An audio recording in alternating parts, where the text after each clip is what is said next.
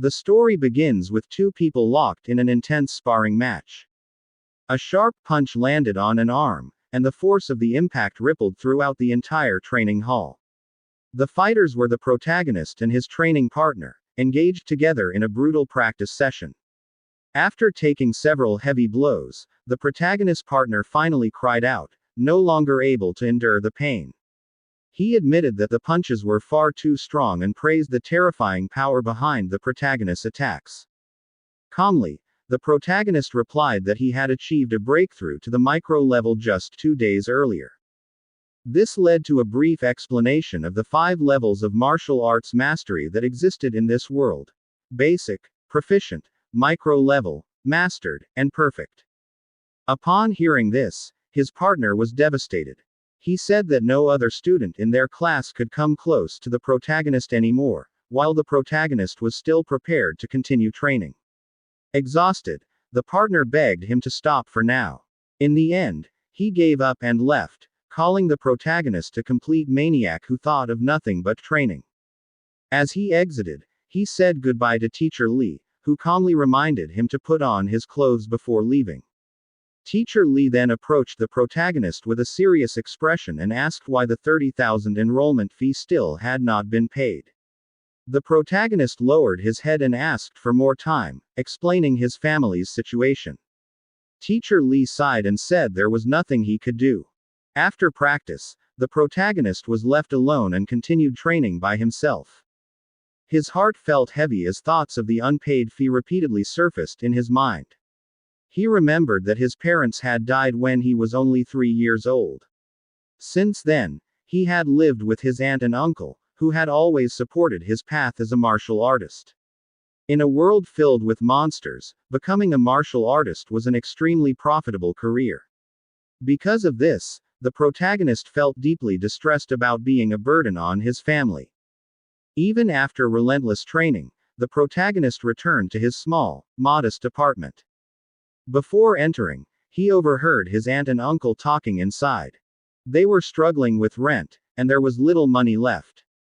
Nevertheless, they decided to prioritize paying the protagonist's enrollment fee so that his future would not be delayed. To make this possible, his uncle considered stopping his medication, while his aunt planned to find a second job. Standing silently at the door, the protagonist heard everything, the sacrifices they were making for him. He raised his hand and slapped his own face, forcing a smile so his emotions would not show. He entered and greeted them as usual.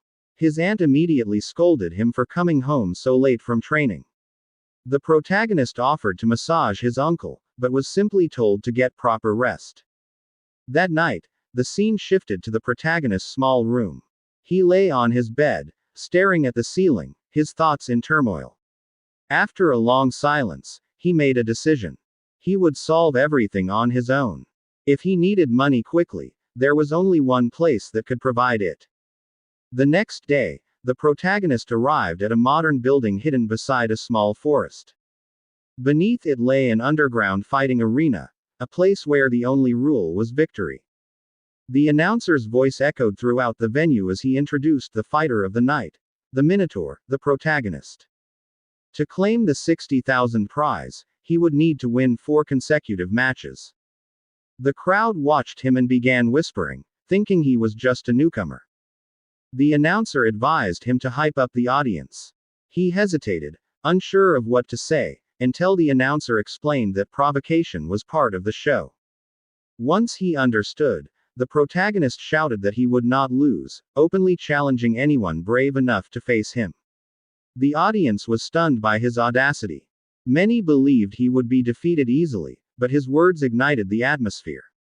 Cheers and applause roared as the fight was about to begin. Amid the noise, the protagonist remained calm, focused solely on obtaining the prize money. The first opponent entered, a fighter wearing a rat mask. The protagonist observed carefully and immediately noticed a flaw in the opponent's stance. The masked fighter charged forward and threw a punch while the protagonist appeared distracted. In the next instant, the protagonist countered swiftly. His fist landed cleanly on the opponent's face, sending him flying to the other side of the ring.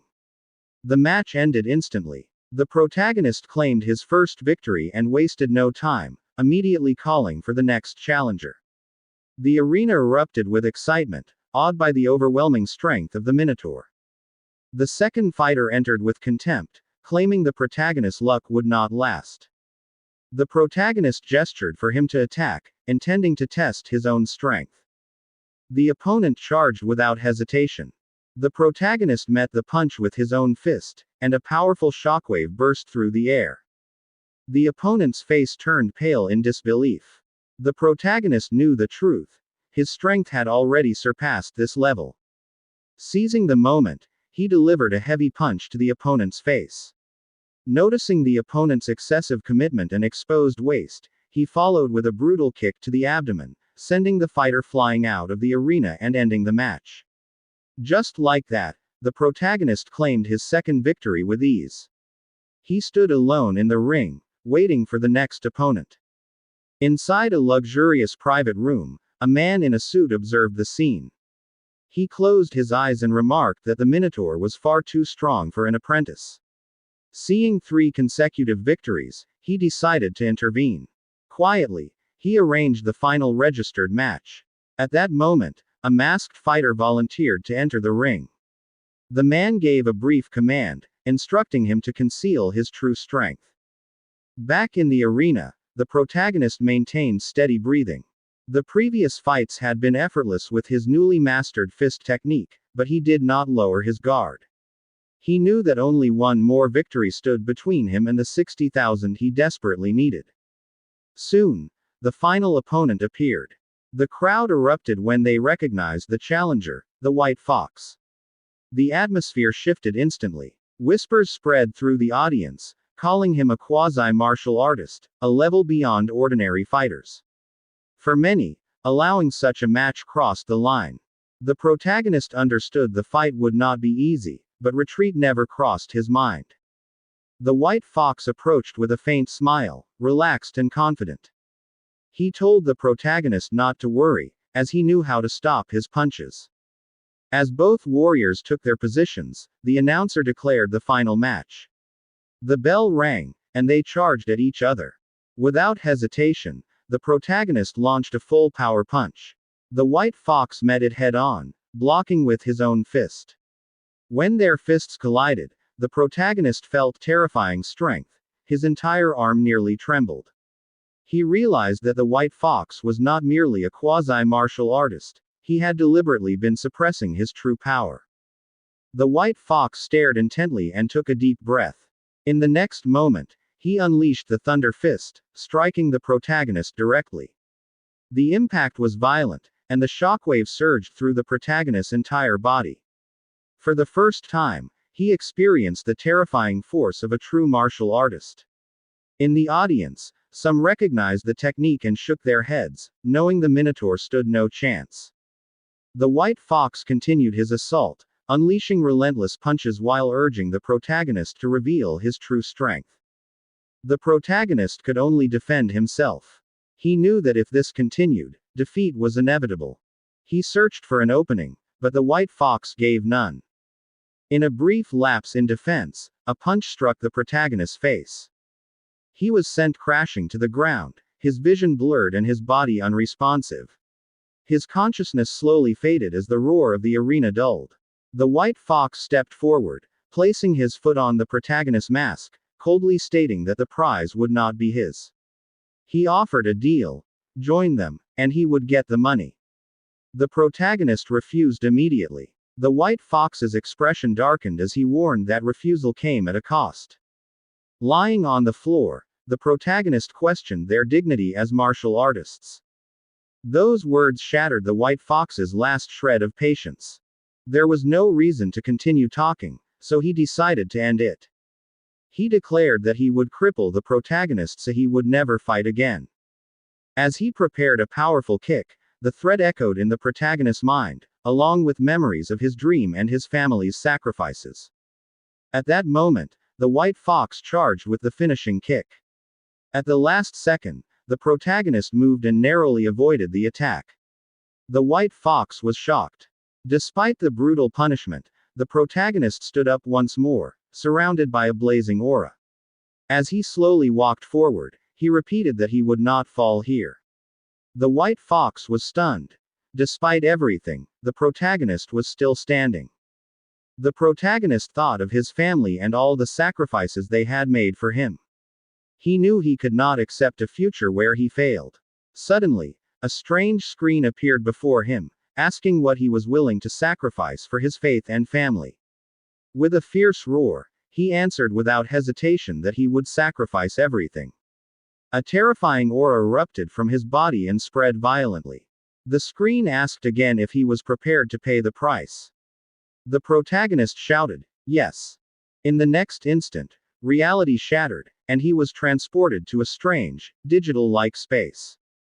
Before he could fully grasp what was happening, a massive shadow appeared before him. Moments later, a golden being emerged, radiating an oppressive presence. The being said it would grant him a chance. It slowly faded away, and a thread of golden light enveloped the protagonist. A golden system screen appeared, displaying his attributes, vitality, spirit, and martial skills.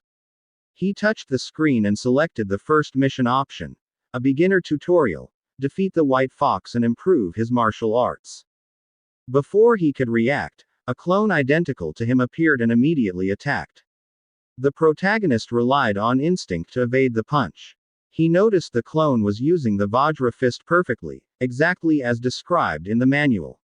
He recognized it as a perfect instructor and knew he could not waste this opportunity. He charged forward and exchanged blows with the clone. He quickly realized the clone demonstrated the ideal combat form, suppressing him with precise control. The clone showed no mercy. A full power punch struck the protagonist's abdomen, forcing him back with immense force. As he steadied himself, he noticed something strange. His own fist technique was improving at an astonishing rate. A faint smile appeared on his face. He realized this place allowed rapid growth of his abilities. Without hesitation, he charged again, unleashing a barrage of punches in continued intense training. With every collision, his mastery of the Vajra fist increased. He switched to the void step, and its proficiency rose rapidly as well.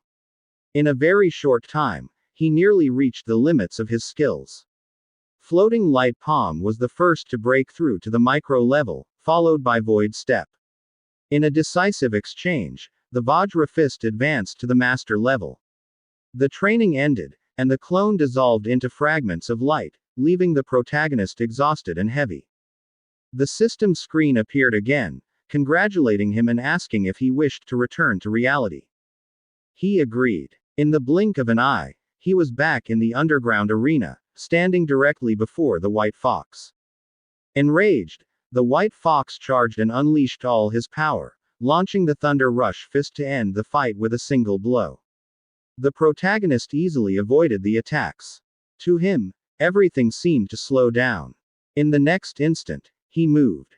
His speed was overwhelming, and his punch struck the white fox's face. The mask shattered and fell to the ground in pieces. The protagonist stood there, his gaze cold and resolute. The audience was stunned. They never expected such an outcome. The white fox fell, defeated. The match ended, and the protagonist stood alone in the ring. He looked at the announcer and calmly asked when the prize would be given. In the office, the arena boss turned pale. An apprentice who had mastered the Vajra fist was beyond all expectations. Interest lit up in his eyes as he ordered his subordinates to follow the protagonist and uncover his identity. After receiving the money, the protagonist left and walked through the dark streets. Before reaching home, he sensed danger and turned around. Someone was following him. The pursuers were shocked when he suddenly vanished from their sight. They panicked and searched frantically. Above them, hidden between narrow buildings, the protagonist concealed his presence. Once the danger passed, he safely reached the rooftop. When he returned home, his aunt and uncle were stunned by the money. They asked if he had stolen it. Calmly, he explained that Teacher Lee had helped him after recognizing his talent. He asked them to trust him. Seeing his confidence, they believed him. Their faces filled with joy as they spoke about his future. Later, The protagonist stood alone on the rooftop. He felt relief. The family's financial burden had been resolved. He thanked the system, but noticed something strange. Only his martial skills had changed. A notification appeared explaining that he could use martial value to enhance attributes. Without hesitation, he allocated the points to vitality. His vitality surged as power flowed through his body, surrounding him with a violent aura. Upon checking his status, he had reached the level of a quasi-martial artist. He continued increasing vitality. His wounds vanished and his strength soared. Overflowing with energy, the protagonist leapt across rooftops to test his enhanced body. He decided to verify his strength and went to the school. At the training field, he saw the combat testing machine. Standing before it, he chose to use only 70% of his strength. He launched a punch. It struck the machine, shattered the metal, and completely destroyed it. The protagonist froze, wondering if he would have to pay for the damage. The noise attracted attention, so he quickly left. Moments later, an elderly man in pajamas arrived and flew into a rage at the destroyed machine. He immediately assumed Chen Shan or Li Tu was responsible and vowed to teach the culprit a lesson at the start of class. The next day, all the students gathered in the gymnasium. While standing in line, the protagonist quietly asked why Chen Shan had been beaten. His friend whispered back that Chen Shan was said to be the one who had destroyed the tester outside the drill ground last night. He had refused to admit it, so the teacher punished him. The protagonist smirked to himself, thinking it was obvious that Chen Shan had simply been wrongly accused. Suddenly, the teacher shouted and ordered everyone to be silent. He announced that he had invited his former comrade in arms, a Tier 3 martial artist named Chen Tian, to teach them AC-rank martial art, the Thunder Rush Fist. Everyone was required to learn it. The students began whispering among themselves. One said it was his first time seeing a Tier 3 martial artist. Another said that even C-rank martial arts taught at outside dojos cost hundreds of thousands in tuition. The protagonist recalled that the Thunder Rush Fist had also been used by White Fox against him before, a punch with triple impact and truly terrifying power. If he wanted to learn such a martial art outside, even just the registration fee would cost several $100,000. He immediately decided to seize this opportunity. Chen Tian spoke and reprimanded the students. Fooling around was over. He would demonstrate the Thunder Rush Fist 10 times, from beginning to end, and how much they learned would depend entirely on them. Chen Tian began the demonstration. His footwork was precise, followed by a powerful punch as he explained the principles of the Thunder Rush Fist. The force behind his punch was fierce and dominant. At the basic level, the punch produced a sound like thunder. At the proficient level, 3 sounds could be heard. At the micro level, 5. At the mastered level, 7, which was his current level. And upon reaching the perfect realm, 9 sounds would be produced. However, he warned everyone not to aim too high. It would be enough if they could reach the basic level that day. With a loud shout, he announced the second demonstration and ordered everyone to follow along. The entire row of students moved in sync with Chen Tian. After several hours, most of them were completely exhausted. Some said they had learned nothing, others complained about the difficulty. Some even asked whether there was any hidden secret to the technique. The protagonist's friend was panting heavily, his body trembling from exhaustion. He asked how one was supposed to learn a C-rank martial art like this. When he turned to ask the protagonist what he had learned, he was shocked to find that the protagonist was no longer behind him. His attention was suddenly drawn by Chen Shan's laughter as he announced to their classmates that he had successfully reached the basic level. The protagonist's friend thought to himself that this must be why everyone called Chen Shan a genius. He really did learn quickly. The teacher proudly told Chen Tian that Chen Shan was the #1 genius of the school and asked whether he was interested in guiding him. Chen Tian replied that in another city, such a level would be considered ordinary. After the teaching session, the two of them left immediately. While walking down the stairs, Chen Tian told the teacher that the batch of students was not good, he felt as if he had come for nothing. The principal replied that it was already enough for someone to reach the basic level. Was he really expecting to find a top-tier genius? Chen Tian said that martial cultivation was extremely slow and that talent was crucial. The principal agreed and added that relying solely on effort without opportunity was completely impossible. Suddenly, they both froze when they heard consecutive booming sounds echoing through the area. They immediately searched for the source. Chen Tian recognized it as a 7-sound thunder rush fist. He was shocked. Was there such an expert in the school? The principal said that was impossible. He had never heard of such a person. But when he saw the uniform, he realized it was a student. Chen Tian cried out in disbelief. He had only taught for half a day, and a student had already reached the master level. The protagonist performed the thunder rush fist again. This time, 9 sounds echoed out. The two of them were rooted to the spot. The teacher could not believe it and asked whether his hearing was mistaken. 9 sounds. Chen Tian trembled as he watched. He smiled and said that now he understood everything. He gathered energy into his fist, which became wrapped in orange-colored lightning, and unleashed his own thunder rush fist.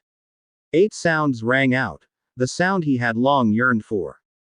The teacher realized that Chen Tian had broken through. Chen Tian happily said that the thunder rush fist he had seen earlier had given him inspiration. Without it, he might never have broken through in his entire life. They immediately jumped down to search for the student, but to their shock, the person was no longer where he had been. The scene shifted to the protagonist walking home. He had not expected cultivating a C-rank martial skill to be so exhausting, far worse than the D-rank Vajra fist. His thunder rush fist had already reached the perfect realm. What he needed next was to find a way to earn martial value and break through as a martial artist as soon as possible. As he checked his system status, he wondered whether martial value could be obtained not only through life and death battles, but also through ordinary sparring. While walking, he arrived at the Raging Thunder Dojo. Upon entering, he saw everyone training with spears. An acquaintance approached and asked why he was there.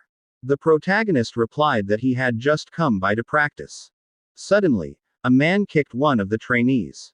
With irritation on his face, he demanded to know whether the student dared to say that his teacher taught poorly.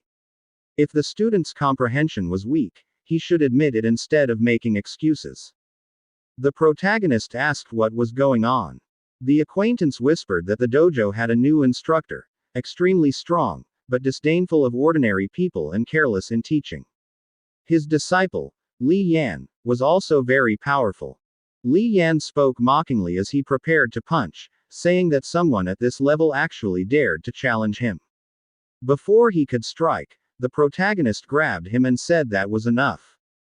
Li Yan angrily demanded to know who he was and ordered him to let go. If he had the guts, they should enter the arena and fight one-on-one. The protagonist agreed. But suddenly, the dojo instructor shouted that class was starting. Li Yan snorted and walked away, yelling that the protagonist was lucky. The protagonist watched him with a dark expression and thought that the man was extremely arrogant. The leader began speaking, saying that this would be the last day he taught the Raging Sea Spear technique. Old rules. It would only be demonstrated once. The leader swayed, raised the spear, and looked at the students with mockery. He did not believe anyone would learn it. The protagonist watched every movement seriously.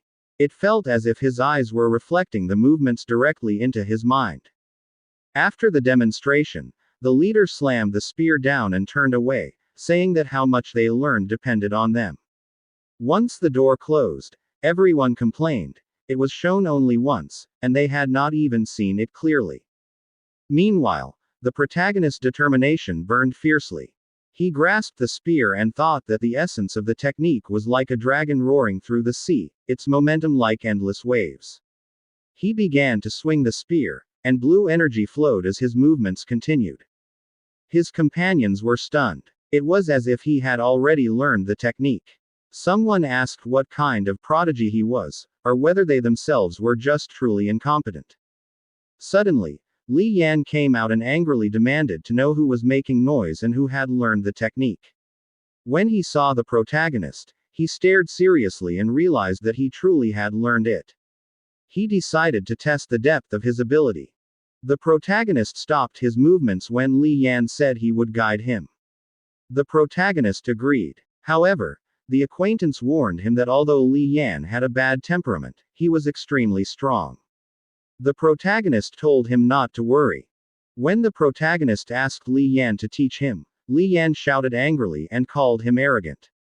He demonstrated the ringing sea spirit technique, micro level, as his spear shone brightly. Meanwhile, the protagonist closed his eyes, exhaled, and softly said, "Ringing sea spirit technique, proficient level." Waves of energy enveloped him. Li Yan froze in shock and blurted out, asking how a proficient level ringing sea spirit technique was even possible. When the protagonist unleashed the raging sea spear technique at the proficient level, the blades of their spears collided head-on. The force of the impact sent out a deafening reverberation that shook the very air around them. Li Yan could hardly believe what he was seeing. In his mind, the protagonist was not yet a true martial artist, so how could he have reached the proficient realm of this technique in such a short time?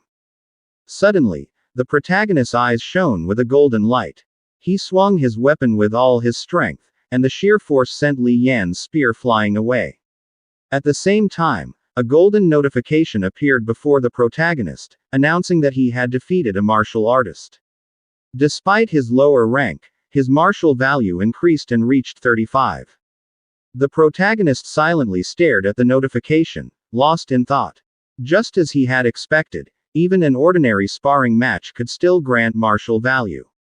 In the future, he could look for more sparring partners to accelerate his growth. Meanwhile, Li Yan collapsed to his knees, repeatedly muttering that what had happened was impossible. Thinking it through, he immediately understood the situation.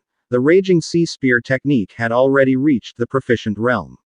This realization filled him with extreme frustration.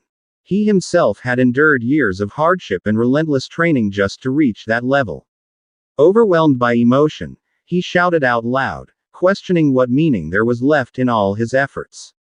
He suddenly stood up, fury burning as he clenched his fist and prepared to punch the protagonist. However, before his fist could land on the protagonist's face, a sharp voice rang out, stopping him in his tracks. Startled, Li Yan saw his master step between the two of them. Without hesitation, the master walked up to him and struck him hard across the face, followed by a cold reprimand. If he could not accept defeat, then what kind of martial artist was he supposed to be? Li Yan was left stunned. Meanwhile, the master stared at the spear embedded in the floor, deep in thought. He had demonstrated the technique only once, yet the protagonist had already mastered the raging sea spear technique all the way to the proficient realm. Even the so-called geniuses of the imperial capital of Magic City could not achieve something this exaggerated. The master grabbed Li Yan by the head and forced him to bow in front of the protagonist. In his heart, he admitted that Li Yan had talent, but he was far too arrogant. Being slapped awake by a genius of this level was not necessarily a bad thing. Turning to the protagonist, the master admitted that it was his own fault for not disciplining Li Yan strictly enough and apologized for what had happened. The protagonist was confused by the master's sudden change in attitude. Still, after the commotion ended and he left the place, he realized that the day had indeed been exhausting, but he had gained a great deal. Not only had he learned the Thunder Rush Fist and the Raging Sea Spear technique, but he had also earned martial value.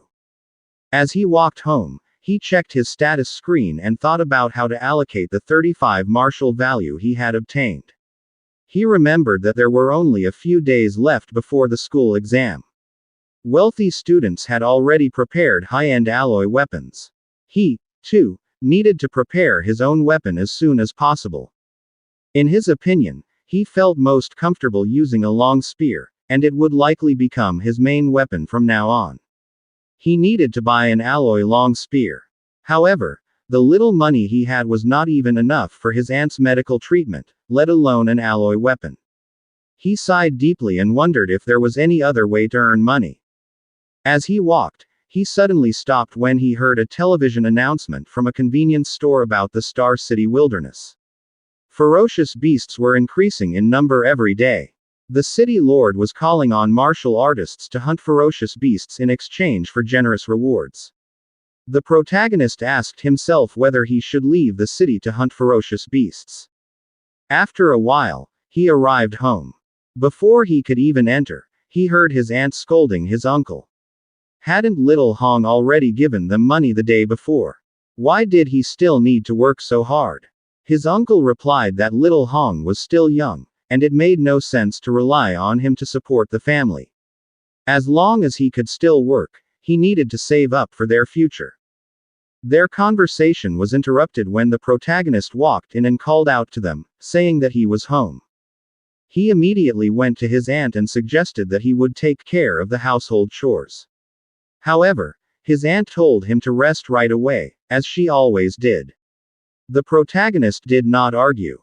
Gently, he took his aunt's hand and placed it on his uncle's back, saying that he was already capable of earning money now. There was no need for his uncle to go out and work anymore. It would be better for him to stay home and take care of his aunt. His uncle smiled warmly. It sounded nice, but he was not used to doing nothing. He even turned to the protagonist, smiled, and gave him a thumbs up, telling him not to worry. He only earned a little to cover daily expenses and did not push himself too hard. His aunt smiled in agreement and said that the protagonist would have even greater expenses in the future for martial arts training. They wanted to save as much as they could for him. The protagonist smiled faintly but did not reply. Deep down, he knew that his uncle and aunt were accustomed to hardship. Unless he earned enough to support them for a lifetime, they would never truly feel at ease enough to rest. He could not miss this opportunity to earn rewards by hunting ferocious beasts. After a while, he returned once again to his usual spot on top of the building. He knew that the wilderness was dangerous, so he needed to strengthen himself first. He invested all of his martial value into vitality. It rose to 95.2, and his body was surrounded by blazing red energy. In his mind, a vitality of 95.2 meant he was only one step away from becoming a true martial artist. After 2 days in the school gymnasium, at midnight, 10:40, his body drenched in sweat, the protagonist lay on the floor. Notifications appeared one after another. His Thunder Rush Fist, Raging Sea Spear Technique, Varja Fist, Floating Light Palm, and Void Step had all reached perfect. He had spent 2 full days in non-stop cultivation, pushing all of his martial skills to the perfect level. He was ready. It was time to leave the city. When Saturday arrived at the Star City martial artist base, he could not hide his excitement. He had finally arrived at a place he had previously only seen on television. Now, he was witnessing it firsthand. The martial artist base, where martial artists who were rarely seen elsewhere filled the streets. As he walked, he read the posted prices. 300 blue star coins for a non-ranked ferocious beast. 1,000 blue star coins for a Tier 1 initial stage ferocious beast. 3,000 for Tier 1 middle stage. 5,000 for Tier 1 high stage. When he read the next line, he froze. The left ear of the slain ferocious beast had to be cut off as proof to receive the reward. Otherwise, there would be no payment. He could not help but curse inwardly at how primitive the method was. While walking, he noticed a man asking a woman for help. He quickly calculated the possible earnings and realized that the bag the woman carried seemed to be filled with the left ears of ferocious beasts. Suddenly, however, his attention was stolen by a commotion behind him. A man shouting, ordering people to move aside, asking whether they couldn't see that the young master had arrived. The protagonist carefully observed the man and realized that his clothing and aura resembled the white fox from the underground boxing ring. He also heard whispers around him. If the man were not the nephew of the person in charge of the base, he would have been beaten long ago. Someone even said they had heard he was beaten badly by someone a few days earlier, and that it had been satisfying. Another person expressed disbelief, saying that must be why they hadn't seen him in recent days. The protagonist looked at the man again and saw him grinning back at him. He returned the same expression before immediately turning away. He knew that danger did not only come from ferocious beasts, but also from other people. He needed to be cautious. When he reached a large gate, the guard told him that he was young and looked like it was his first time going into the wilderness alone. The protagonist nodded in agreement and continued walking out. Watching him leave, the guard thought that he was just an ignorant and fearless kid. Stepping out of the passage, the protagonist set foot on grassy ground and looked over the forested surroundings. With firm determination, he swore to himself that he would return with a large haul. After 2 hours in the forest, the protagonist was frustrated and exhausted. He wondered why he had not encountered even a single ferocious beast. He began to suspect that the monsters near the forest's edge had already been cleared out, so he decided to go deeper inside. He ran forward quickly until he suddenly stopped. A white wolf appeared before him, its eyes glowing red and its body emitting a terrifying presence. The protagonist was not afraid. He immediately realized that this was likely the Tier 1 initial stage ferocious beast described in the books, the Nethermoon wolf. It was also his first time seeing such a creature alive. The wolf let out a loud howl and suddenly lunged forward. It leapt into the air, jumping even higher than him, fully prepared to attack. The Nethermoon wolf suddenly unleashed a terrifying and extremely powerful claw strike toward the protagonist. Its movement was fast and savage, as if it could tear the air apart in an instant. However, the protagonist avoided it immediately. He slightly bent his body, shifted to the side, and at that very moment rapidly gathered energy into his fist. His fist was wrapped in crackling golden lightning, and without hesitation, he punched with all his strength into the Nethermoon wolf's abdomen. The force of the impact almost echoed through the surroundings. A loud boom exploded in the air, and the wolf howled in pain.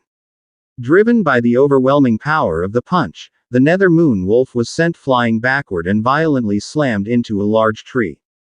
When it fell to the ground, it was left with almost no life remaining.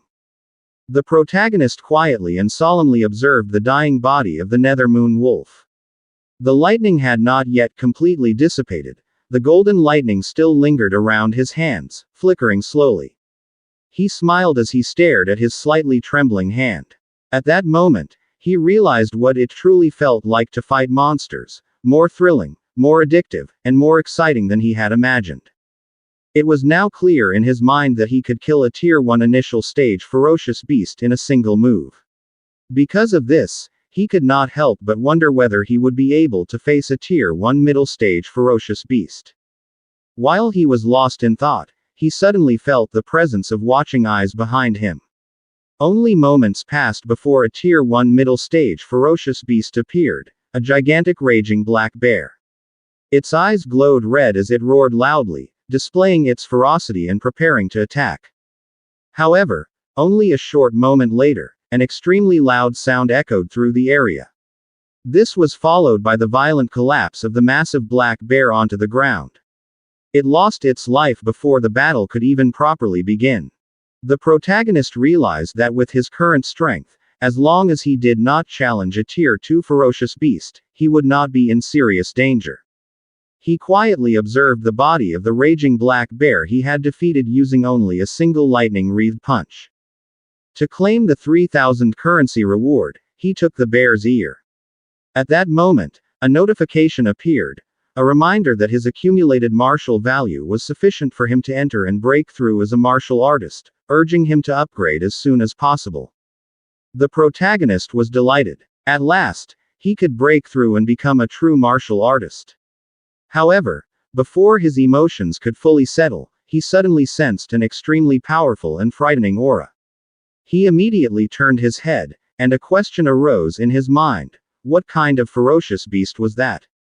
He immediately stood up and ran, wanting to discover the source of the aura he had sensed. When he got closer, he landed atop a large rock, and what he saw left him utterly shocked. A Tier 1 late-stage ferocious beast. What stood before him was a massive black jade giant python, its entire body surrounded by blazing energy. It was currently fighting several martial artists, and it was clear that they were barely able to withstand the beast's ferocity. With every attack from the gigantic snake, the martial artists were nearly knocked off the large rock, and two of those near the protagonist's position were violently slammed aside, almost shattering what they struck. The protagonist immediately grew alarmed when he noticed that he was about to become the beast's next target. Without hesitation, he moved at once. When the giant snake attacked, he leapt upward quickly.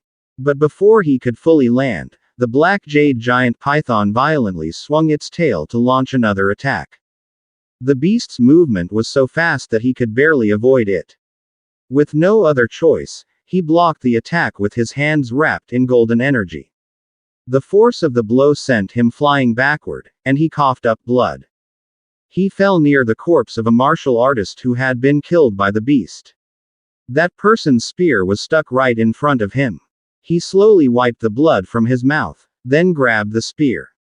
Before pulling it out, he softly apologized to its owner, saying that he would borrow it for a moment. With full confidence, the protagonist faced the gigantic snake while holding the spear and prepared to fight it head-on. The black jade giant python moved again. It opened its mouth wide and charged straight at the protagonist, slamming its head into the ground with tremendous force. The protagonist managed to evade while quickly widening the distance. In his mind, he knew that it usually took the cooperation of several martial artists to kill a Tier 1 late-stage ferocious beast. However, his martial skills had been refined to perfection. He could kill a Tier 1 middle-stage ferocious beast like the raging black bear on his own. Even so, the black jade giant python was different. The protagonist retreated, braced himself with his foot, and kicked off a tree to leap high into the air. He used Void Step, Perfect, to gain sufficient height. While still in midair, he immediately activated the Raging Sea Spear technique Perfect. The spear was wrapped in surging blue energy before he hurled it with all his strength. The spear struck directly and pierced through the body of the giant snake. It let out a scream of pain. At that moment, the protagonist immediately ran toward where the spear had landed, retrieved it, and wasted no time. He gathered blue energy once more, took a brief breath, and hurled the spear again with tremendous force. Once again, it pierced through the snake's body. However, the protagonist realized that the beast's body and defenses were far too massive. The difference in their sizes was simply too great, making it difficult to bring it down in a single blow. He would need to weaken it first before looking for an opportunity to deliver a fatal strike. Before he could fully retrieve his spear, the giant snake attacked again. It swung its massive tail, nearly hitting him. However, the protagonist used Thunder Rush Fist Perfect, and punched the beast's body with all his strength before quickly retreating to retrieve the spear once more. While nearly gasping for breath, he watched the trembling body of the black jade giant python. He knew it was approaching its limit. Just a few more moves, and the battle would be over. He prepared himself again and aimed his spear. But suddenly, he sensed a presence behind him. He slightly turned his head and asked himself who it could be. Above him was a martial artist ready to attack, his fist wrapped in red energy. Unable to avoid it, he blocked with his arm. The force of the punch sent him flying backward. He forcibly stood up, his body trembling as he coughed up blood. As the group slowly approached, he asked who they were. The man in the center, the leader of the group, Master Yi, spoke. With a cold and heavy aura, Master Yi said that they had met again, and he demanded that the black jade giant python be handed over to him. While the protagonist was kneeling in front of the group, Master Yi looked at him with a hint of mockery. A faint smile appeared on his lips as he recalled the moment he saw the young man leave the city alone. In his mind, he was certain that the boy would die outside the walls due to the dangers waiting there. However, upon seeing him again, his mocking smile widened even more. He told the protagonist that he did not expect his luck to be this good, because not only did he survive, but he also encountered a wounded black jade giant python. As Master Yi spoke, his gaze shifted to the massive serpent, which was weakened and covered in wounds, with a marked sign pointing at it that indicated it was close to death. The protagonist looked up with shock evident on his face, sweat visible on his skin. He wondered if Master Yi's group had just arrived, judging by how he spoke about what the protagonist had obtained. In his mind, he quickly calculated the situation while looking at the 5 men surrounding him. Anxiety and seriousness could be seen in his eyes because he knew they were all martial artists. He understood that he was at a disadvantage due to their numbers and that he could not fight them head-on in his current condition. Suddenly, a large man wearing a mask charged forward and threw a punch while shouting angrily. He ordered the protagonist to leave, saying that his master, young Master Yi, wanted the giant serpent, and that the protagonist should leave as soon as possible. The protagonist lowered his head, trembling with anger. Intense hatred and determination were visible on his face despite the oppression he was facing. He suddenly stood up and released intense energy from his right hand, wrapping his fist in red and white lightning-like power. His eyes were burning with rage as he stared directly at his enemies. With courage, he said that his earlier defeat was only caused by a treacherous attack and asked them if they truly believed he could not defeat them. The protagonist unleashed a blazing punch with full force, striking the giant man's arm directly, resulting in a powerful impact surrounded by light and energy. The masked man was shocked, sweating heavily and unable to believe the terrifying strength possessed by the protagonist, which he had never expected from someone he considered weak. Due to the force of the attack, the large man lost his balance, and when the protagonist launched another punch, he was knocked flat onto the ground. His mask flew off, along with several teeth from his mouth. The protagonist remained serious and unwavering as he looked at his fallen opponent, while young Master Yi's group stood at a distance, watching their companion lying on the ground. Young Master Yi smiled with cunning as he observed the scene. In his mind, he acknowledged the protagonist as Minotaur, because of the powerful Vajra fist he had displayed. The protagonist showed confusion and unease on his face as he recalled a figure, a man wearing a white suit and a fox mask. A question formed in his mind as to whether this was the white fox he had previously fought. Young Master Yi then spoke with resentment and anger, stating that in front of so many people, the young man had brought him great humiliation, and that this was the first time anyone had ever done so. After that, he ordered his subordinates to kill the protagonist. They immediately obeyed and rushed toward him. Before he could be caught, the protagonist quickly grabbed his spear and ran into the forest. Those chasing him were left staring ahead with serious expressions, while someone shouted at them again to continue the pursuit. The group reached the forest, where their target seemed to disappear from sight. A man wearing a black mask and red jacket stopped while holding his massive sword. His expression showed irritation and confusion as he looked around and asked where their target had gone. Behind him were his companions, also serious and prepared for danger. One of them warned everyone to be cautious because the dense trees ahead made ambushes easy in such a place. While observing the surroundings, the masked man appeared to lose patience. Arrogance and disbelief were visible in his eyes as he questioned his companions about why they were afraid of just one person despite their numbers. However, at that very moment, he failed to notice that the protagonist had already appeared behind him. With glowing blue eyes, the protagonist moved swiftly like lightning, leaving only a streak of blue light in the air. A glance from his eyes revealed intense focus and a deadly gaze as he watched his victim. In an instant, the masked man collapsed to the ground, his face bloodied and unconscious. His companions were left stunned and overwhelmed by fear as they witnessed how quickly their comrade was defeated. Young Master Yi showed extreme shock and sweating as he wondered how their enemy could be so fast. Young Master Yi's subordinates could not believe what they were seeing.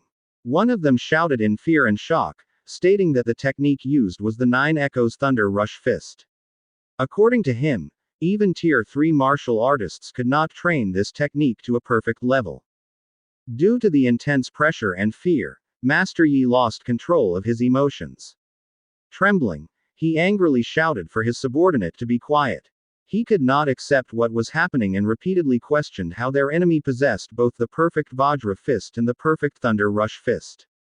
His face was filled with despair as he realized the huge gap in strength between them and the young man they were pursuing. While the remaining subordinates were in chaos, the protagonist silently observed from atop a tree branch, holding his spear. He seriously considered his next move. He realized that if he had not exhausted his strength fighting a giant python earlier, he could have faced and crushed them directly. However, in his current state, he needed to be strategic and find opportunities to defeat them one by one. The protagonist moved again with incredible speed and power. He forcefully threw his spear into the ground, drawing all of his enemies' attention to that spot. Immediately after, the protagonist appeared in front of one enemy, his eyes glowing blue. A powerful knee strike hit the subordinate's head, causing him to be thrown back as blood burst from his face before he collapsed unconscious on the ground. Another companion, wearing a blue hoodie and holding a shovel, froze in fear as he stared at the bloodied body lying on the ground. Trembling, the man holding the shovel begged his master, young Master Yi, pleading that they needed to retreat immediately because the opponent was too strong. However, young Master Yi grew even more enraged and questioned whether his subordinate was joking by suggesting they run. His expression was filled with hatred, determined not to leave the area without ending the fight. Despite the danger, the protagonist charged again like an uncatchable shadow. Soon after, a man beside young Master Yi slammed heavily onto the ground. Young Master Yi was shocked by the protagonist's rapid attack on his subordinate. He did not expect such speed. Panting and sweating, he could not suppress his shock and irritation. His eyes burned with anger as he stared at his fallen companion, wondering how the protagonist had become this strong in just a few days. The protagonist appeared behind him again, and young Master Yi sensed it. When he turned around, he cursed in frustration as the figure vanished once more. He then focused on sensing his surroundings and felt that the protagonist was behind him again, preparing to attack. Before the strike landed, Master Yi launched a fast and tense counterattack, shouting that he would not be defeated so easily. He used his technique called void-breaking finger, releasing a sharp blue light from his finger. Determination and anger were visible on his face as he tried to track the protagonist with his eyes. However, the protagonist dodged quickly. Even in danger, his expression remained calm, as if he were simply reading his opponent's movements. Due to the power of the void-breaking finger, a massive tree was struck instead, causing it to be destroyed and wood fragments to scatter. Unable to hit the protagonist, Master Yi unleashed a series of attacks, repeatedly shouting the name of his technique. Each flash of blue light was swiftly avoided. Observing the power of the attacks, the protagonist wondered if it was a B-rank martial skill due to the damage it caused. A hint of amazement appeared in his eyes as he watched the traces of power. Driven by fear and desperation, Master Yi began making threats. With rage on his face and glaring eyes, he shouted that he had memorized his opponent's face and that if he were harmed, he would kill the protagonist's entire family once he returned. Upon hearing the threat, the protagonist's expression darkened and his blue eyes shone sharply as he stared at his enemy. The words about killing his family filled him with anger. He moved with incredible speed, leaving zigzag trails of blue light in his path. Master Yi boasted that his uncle was a supervisor at the martial artist base and was about to mention who his father was to intimidate his opponent, but he froze when the protagonist suddenly appeared behind him, eyes glowing blue and fist blazing with energy, ready to strike. As the protagonist stared at Master Yi with intense seriousness, his face showed no emotion, like an unbreakable wall, as he said that he preferred how his opponent looked when he was still arrogant. Master Yi could no longer speak as events unfolded too quickly. A powerful punch struck his face, releasing massive energy and seemingly slowing time due to the impact. The force sent Master Yi flying and plunging down the side of a cliff. His body crashed onto the ground below, creating a large explosion of dust among rocks and grass. As the dust slowly settled, his silhouette was seen kneeling, struggling to breathe. His hands pressed against the ground as blood dripped from his mouth and nose, staining the earth beneath him. Despite his injuries, Master Yi forced himself to look at the protagonist in disbelief. His eyes narrowed in pain and confusion as he asked why the protagonist was so strong. Shock and fear were evident on his face, as such power seemed impossible for someone not considered a martial artist. On the other hand, the protagonist stood upright, surrounded by a blazing red aura. His eyes glowed in the darkness, his face filled with intense anger. He firmly warned Master Yi that he should never have used his family as a threat. While kneeling, Master Yi shouted a question, asking what the protagonist truly was. However, behind him, he failed to notice the giant serpent preparing to attack. When he sensed it and turned around, it was already too late. A powerful strike from the python's massive tail killed him instantly. The giant serpent then let out a loud roar in front of the protagonist. Standing before the danger, the protagonist held his spear and faced the giant serpent bravely. Despite his determination, slight unease filled his mind as he observed the beast. He admitted to himself that he had taken too long dealing with Master Yi's group, allowing the giant python to recover its strength and stamina. Master Yi's men were deep within the forest, gasping for breath, wounded, and still unable to recover from the shock of what they had just witnessed. As they cautiously scanned their surroundings, one of them cursed under his breath, unable to hide his disbelief, repeatedly muttering that the boy was truly abnormal. Not far away, someone lay slumped on the ground, covered in blood and trembling, struggling to comprehend what had happened as he asked where young Master Yi was and whether that boy had really finished everything on his own. At that moment, the masked man was startled when the protagonist suddenly appeared from between the trees. The group immediately prepared for battle. One of Master Yi's men shouted angrily, challenging the protagonist and saying that he had finally shown himself. But before anyone could make a move, the protagonist shouted sharply, ordering an immediate retreat. Danger was coming. The ground suddenly shook. Leaves and soil exploded into the air as a colossal beast burst out from the depths of the forest. Everyone's eyes widened. Some screamed in terror. Amid the chaos, the protagonist moved, fast and without hesitation. At the exact moment he leapt away, one of Master Yi's men was suddenly swallowed by the giant snake, his scream of pain and fear echoing through the forest. At that point, the truth became clear. Even if indirectly, a martial artist had died. Instantly, the protagonist received 30 points of martial value. Before he could even process it, another of Master Yi's men was struck by the snake's powerful tail and died on the spot. Once again, the protagonist received another 30 points. In his mind, a new realization formed. It was actually possible to obtain martial value this way. As he continued to flee, he felt the snake's tail closing in rapidly. In a split second, he leapt into the air just before it struck. While airborne, memories of every battle he had endured flashed through his mind, his martial value steadily accumulating until he reached the point where a breakthrough was inevitable if he wanted to become a true martial artist. He jumped again, leaping from branch to branch, until he finally landed on a tall tree limb. That was when he realized he needed a safe place to carry out the breakthrough. He glanced back and smiled faintly. His decision was clear: the cave. From the tree, he descended swiftly, gripping his spear tightly. Below, the massive snake immediately followed. With a thunderous impact, the beast rammed its head into the cave entrance, shaking the surroundings and sending earth and stones exploding outward. Inside the cave, the protagonist quickly prepared himself and sat down in a stable position. Calmly, he observed the enraged snake's head forcing its way inside, desperate to reach him. Once he was certain he was safe, he opened his system. Before him appeared a clear blue panel displaying his name, along with all his stats: strength, spirit, physical body, techniques, talents, and current martial value. As the beast continued roaring in front of him, the protagonist's fingers moved rapidly. Again and again, he pressed vitality, urging himself to go faster. With every press, he felt his strength rise. In his mind, it was unmistakable. His vitality was climbing, and his entire body felt like it was burning.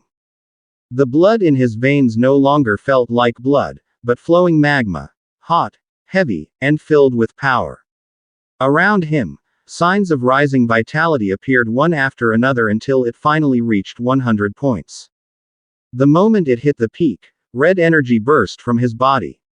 Across from him, the giant snake recoiled. Its glittering eyes widened as it instinctively pulled back, sensing the sudden change in the presence before it. At that very instant, the breakthrough was complete. The protagonist officially became a martial artist, Tier 1. Surrounded by a blazing aura, he told himself firmly that he was finally a true martial artist. He could feel his new strength in every fiber of his body. He clenched his fist tightly. Energy gathered in his palm, crackling with intense heat. Facing the beast, he coldly declared that it was next. In front of him, the giant snake retreated, its posture shrinking as its former ferocity faded. In a flash, the protagonist charged. His fist, wrapped in blazing energy, tore through the air and slammed into the snake's head, forcing it backward in shock. Before it could recover, another explosion of power erupted upward, flinging the beast's head back violently. The snake's wound darkened as blood poured from its scales and fangs. In its agony, it clearly sensed the gap between their strengths. But the protagonist did not stop. Determination flashed in his eyes as he called out the name of his technique, Varja Fist, forcing himself to move at extreme speed. Leaping from above like lightning, his punch carried golden light and overwhelming force. But before it could land, the snake reacted swiftly, swinging its tail toward the protagonist's back while he was midair. Unable to dodge, he immediately blocked with the arm wrapped in red energy. Even so, the sheer power of the blow nearly made him cough up blood. Despite that, he did not falter. Gripping his spear tightly, he thrust it with all his strength into the snake's tail, the glowing blue blade piercing through. The ground exploded from the impact, forcing the beast to endure the full force of the attack. The battle was not over. The protagonist moved again. The energy in his fist changed. Sharper, fiercer. With a deep shout, he unleashed Thunder Rush Fist. His fist, wrapped in golden lightning, crashed down again and again, each strike accompanied by thunder and flame. Explosions of energy followed in rapid succession. The snake's body collapsed and was driven into the ground, its scales shattering apart. The beast's final scream echoed before it finally gave way, dust swallowing the surroundings. When the dust settled, the protagonist stood atop the shattered head of the giant snake. Calmly, he observed his fallen enemy as energy flickered in his hand. In his mind, his assessment was clear: even heavily injured, he could now face it head-on. At the same time, signs of his reward appeared. His martial value rose once more, another step forward on his path of ascent. After the fierce battle, the protagonist quietly sat atop the enormous corpse of the snake. Holding his knife, he scanned the surroundings. He recalled that during this time, ferocious beasts were required to have their ears cut off for exchange into money. But when he looked at the snake's body, he frowned slightly. He knew this type of beast had no ears. In the end, he sighed and decided not to waste time. Leaving the area quickly was more important. From above, one could see him walking alone out of the ravine. His small figure was gradually swallowed by the vast forest. When he reached a more open area, he stopped. Lying on the ground ahead was the body of young Master Yi, lifeless. He stood there silently, looking down. There was no emotion on his face, only cold resolve in his eyes. In his mind, the verdict was clear: given the circumstances, this fate was still too light for him.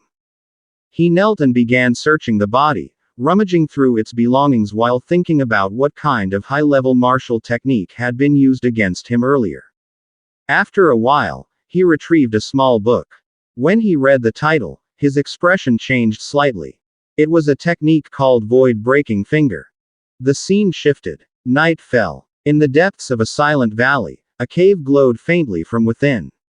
Drawing closer, flames could be seen burning at its center, illuminating the cold stone walls.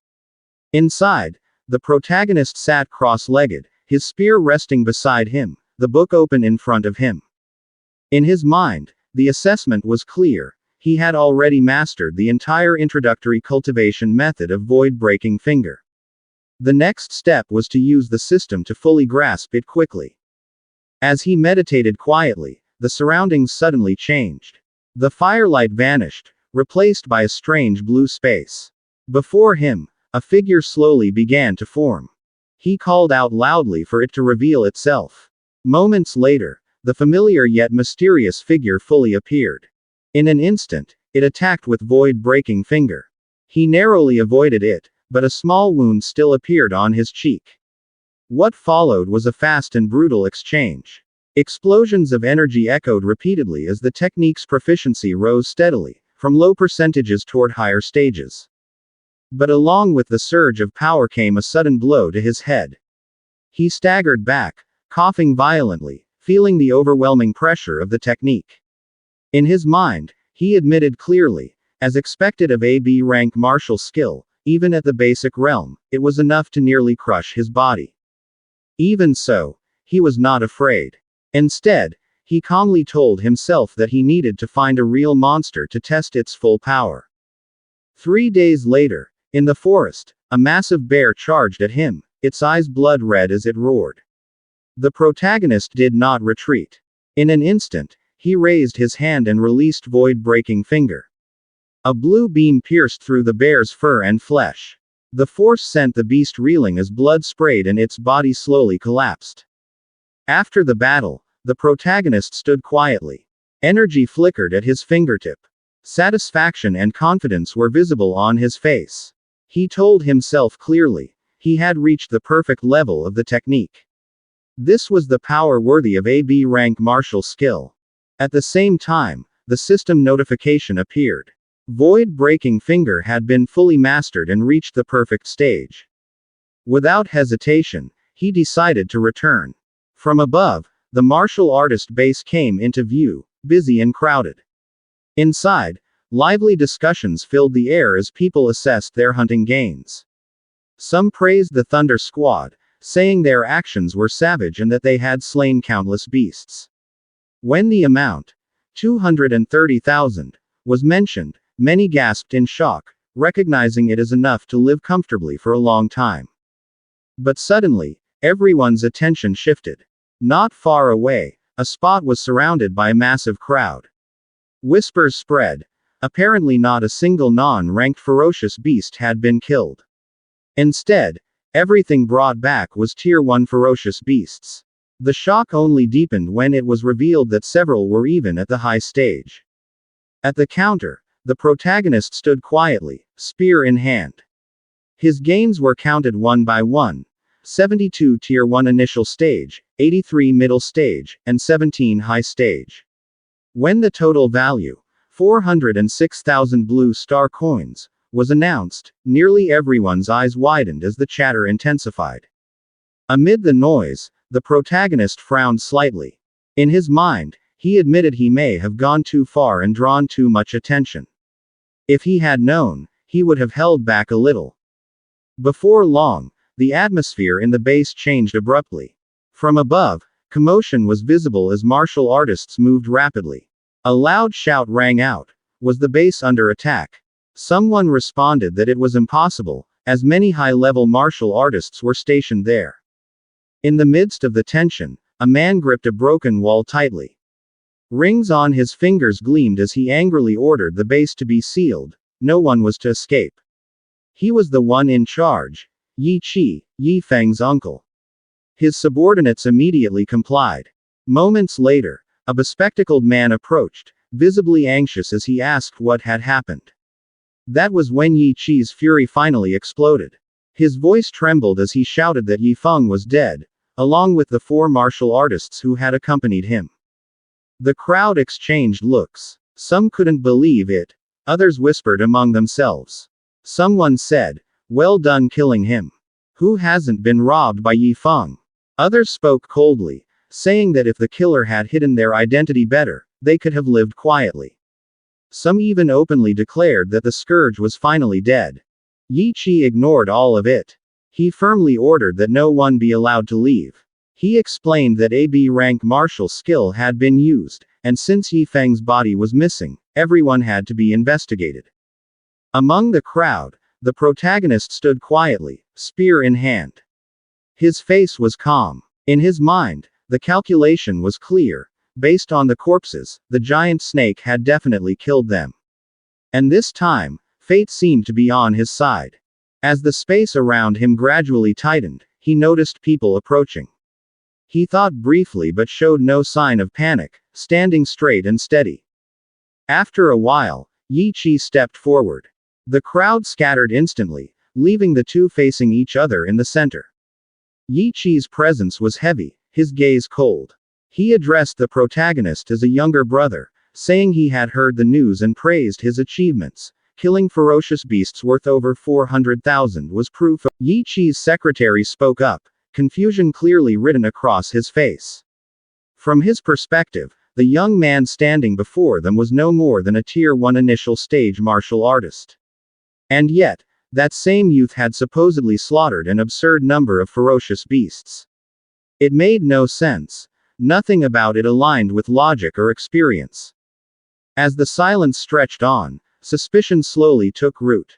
A possibility formed in his mind. What if the boy had simply picked up young Master Yi's backpack? That would explain everything. Resources far beyond his level, strength that didn't match his cultivation. With that thought, the secretary made his decision. Search him. Two subordinates stepped forward immediately. Flames flickered to life in their palms, radiating scorching heat and lethal intent. Their voices were cold as they warned him not to resist. Otherwise, they wouldn't be gentle. But before they could even get close, a sharp flash of light cut through the air. The tip of a spear stopped inches from one man's eye. He stumbled back in shock, his face drained of color. A chill ran straight down his spine. He hadn't seen the spear move. No wind up. No motion. Only the result. Then the young man spoke. His voice was calm and steady. No fear, no hesitation.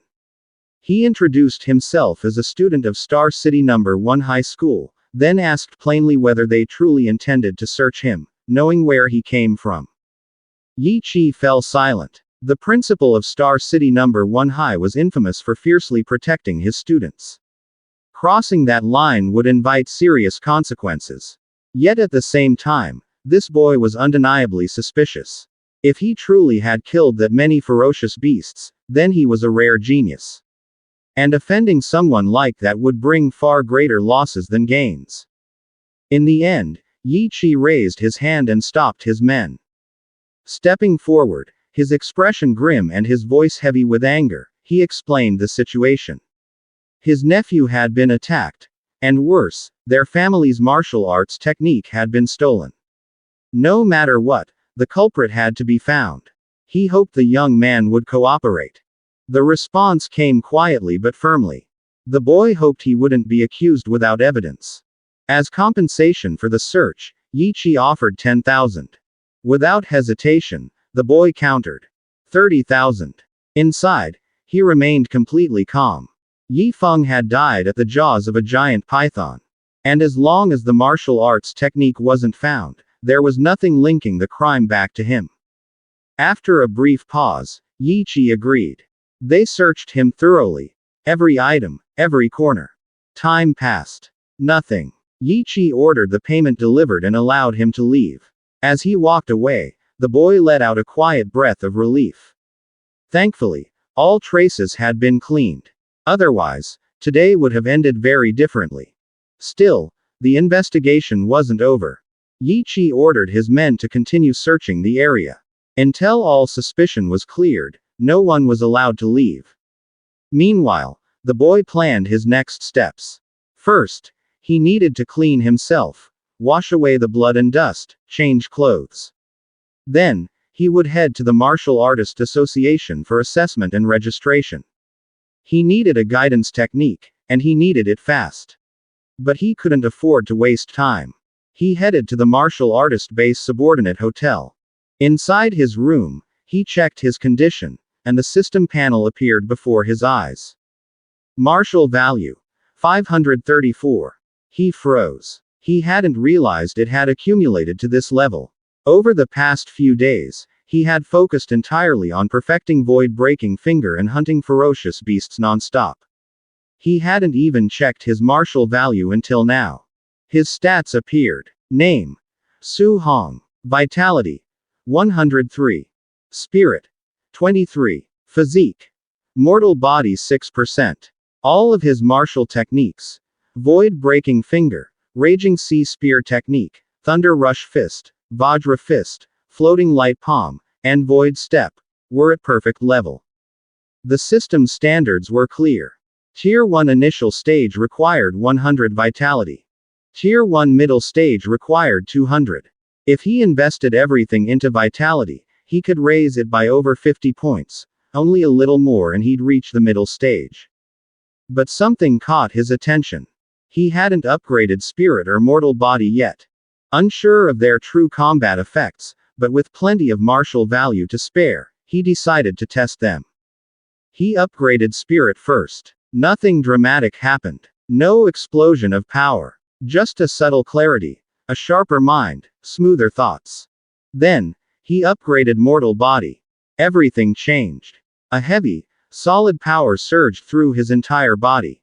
His muscles tightened. His presence deepened. His physical form felt denser, more real. This wasn't just strength, but a transformation at the foundation of his body. The updated stats appeared. Vitality increased. Spirit increased. Mortal body increased. After a moment of thought, he stopped upgrading mortal body. He allocated 200 points to vitality, and the remaining martial value to spirit. The moment he confirmed, crimson energy erupted from his body. The room filled with overwhelming pressure. Power surged through every inch of him, making each movement feel weighted with explosive strength. After several moments, the energy finally settled. He exhaled. If he had turned into a walking mass of muscle, he wouldn't even know how to explain it. An hour later, he left for the Star City Martial Artist Association. He registered for assessment. A staff member guided him inside, noting how young he was and asking if this was his first test. Along the way, the standards were explained. 100 vitality and 1000 combat power to pass as a Tier 1 martial artist. Whispers followed behind him. No master. Came alone. Probably just testing himself. No one paid much attention until the test began. Candidates entered one by one. Some failed. Some passed. Then a name was called. Li Ming. Vitality: 105. Passed. He stepped up for the combat power test and threw a punch. 1763 combat power. The hall erupted. That level nearly reached Tier 1 middle stage, extremely rare. Someone asked if he was a disciple of Raging Thunder Dojo. The answer became obvious. If so, then he had to be Zhang Ming's student. That explained his smooth movements, and the Thunder Rush Fist, a legendary technique. Su Hong frowned slightly. He only knew of one disciple, Li Yan. How many did Zhang Ming have? As Li Ming passed him, he smiled faintly. You're next. But his gaze was cold. In his mind, the comparison was laughable. He was a genius. Young, powerful. The boy before him didn't belong in the same league. When Su Hong's vitality was measured, chaos broke out. Some thought the detector was broken. Then the result was announced. 123 vitality. Passed. Li Ming's eyes widened. Shock flickered across his face, but he quickly suppressed it. Vitality meant nothing. Combat power was everything. When Su Hong stepped forward, he felt it clearly. He had already advanced. His physique had been upgraded. Every movement carried explosive strength. He calculated carefully. 40% strength should be enough, but what if it wasn't? In the end, he used 50%. He punched. A thunderous boom echoed through the hall. The detector was sent flying, smashing into the wall. Everyone froze. Li Ming went cold. One punch. No martial skill, and the detector was blown away. The result appeared. 3004 combat power. Shock exploded through the hall. That number surpassed Tier 1 high stage. It was beyond imagination. A staff member shouted from above, It was that kid again. The instructor immediately understood. News spread fast. Inside the Star City Martial Dao Association, President Wu Lingxian cursed under his breath. Once again, Yang City had produced a monster. If Star City failed to produce geniuses of its own, his position was at risk. Then a subordinate rushed in, panic-stricken. A monster had appeared in the assessment. A Tier 1 initial stage martial artist. With 3,000 combat power, relying solely on physical strength. Wu Lingxian's expression changed completely. He was utterly stunned. Inside the central hall of the Martial Artists Association, a male staff member approached the protagonist and politely explained that he needed to be taken to the second floor first. There, he would be officially recorded as a martial artist before receiving his monthly allowance. The protagonist quietly thanked him and prepared to follow. But before they could take a single step, a cold yet authoritative voice suddenly spoke. "I'll take care of him." The staff member froze. The moment he heard that voice, he immediately recognized who it was. The speaker was none other than the president herself. From the second floor stood a woman with long, golden hair gently lifted by the breeze. Her gaze fell on the protagonist as she asked calmly if he was Su Hong, then introduced herself as the president of the Star City branch of the Martial Artists Association. Wu Lingxian. She motioned for him to follow.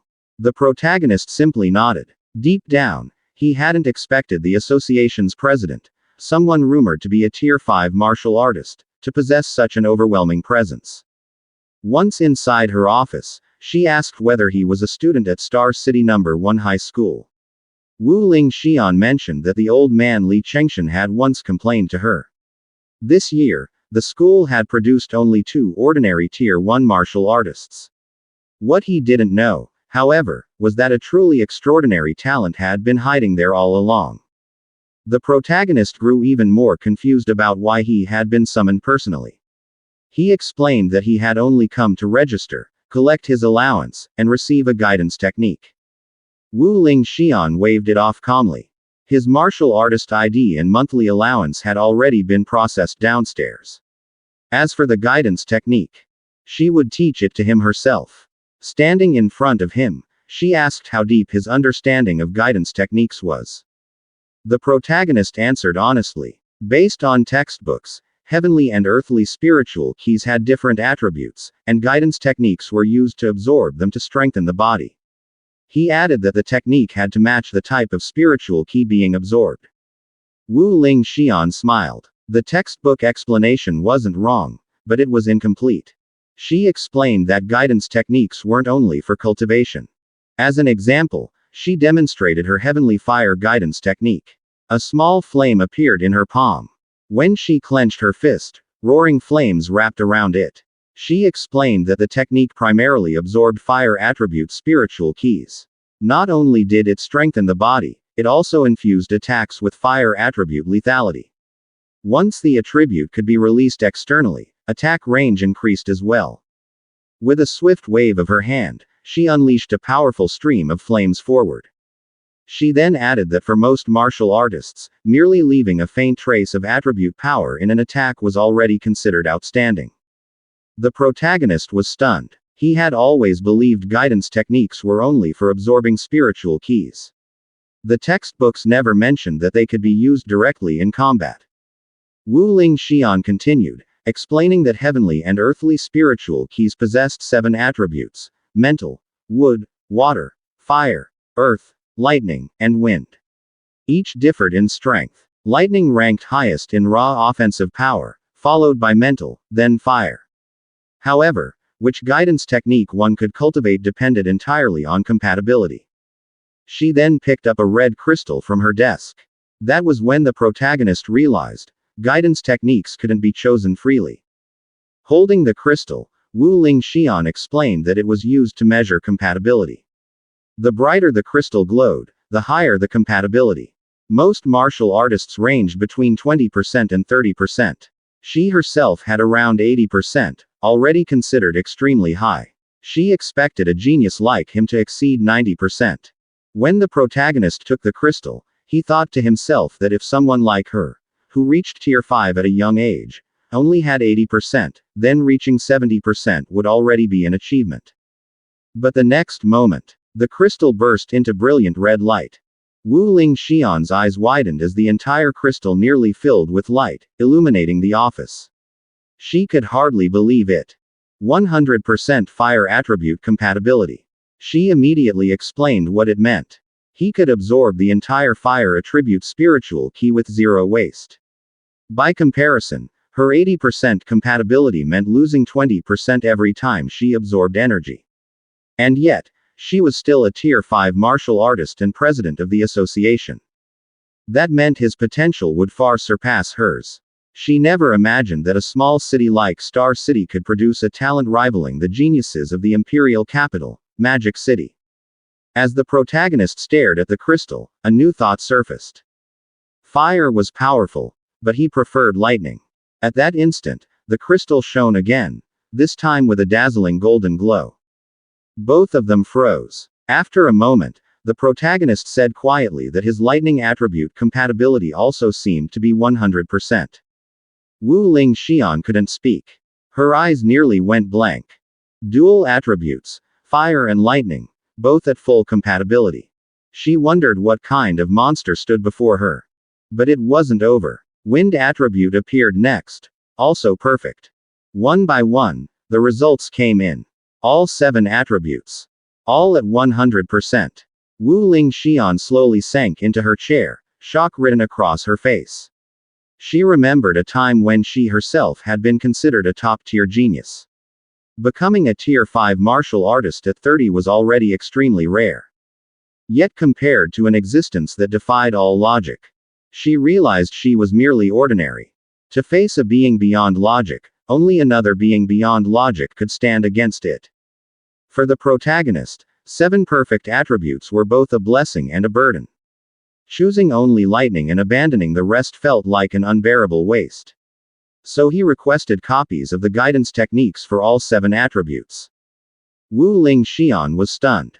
After a moment, she warned him seriously. Human energy was limited. Even with immense talent, focusing on 1 or 2 attributes was far wiser. She recalled someone who once attempted to cultivate all 7 techniques at once. After decades, he remained stuck at Tier 1. But the protagonist was firm. He wasn't ready to choose yet. He wanted to try everything first. With no other choice, Wu Ling Xian agreed, while warning him not to squander such rare talent. She then mentioned the upcoming monthly school exam. Tensions at the All-Heaven battlefield were rising, and a massive war between the 10,000 races and humanity could erupt at any moment. Because of this, nations were investing heavily in a genius training camp. She wanted to recommend him.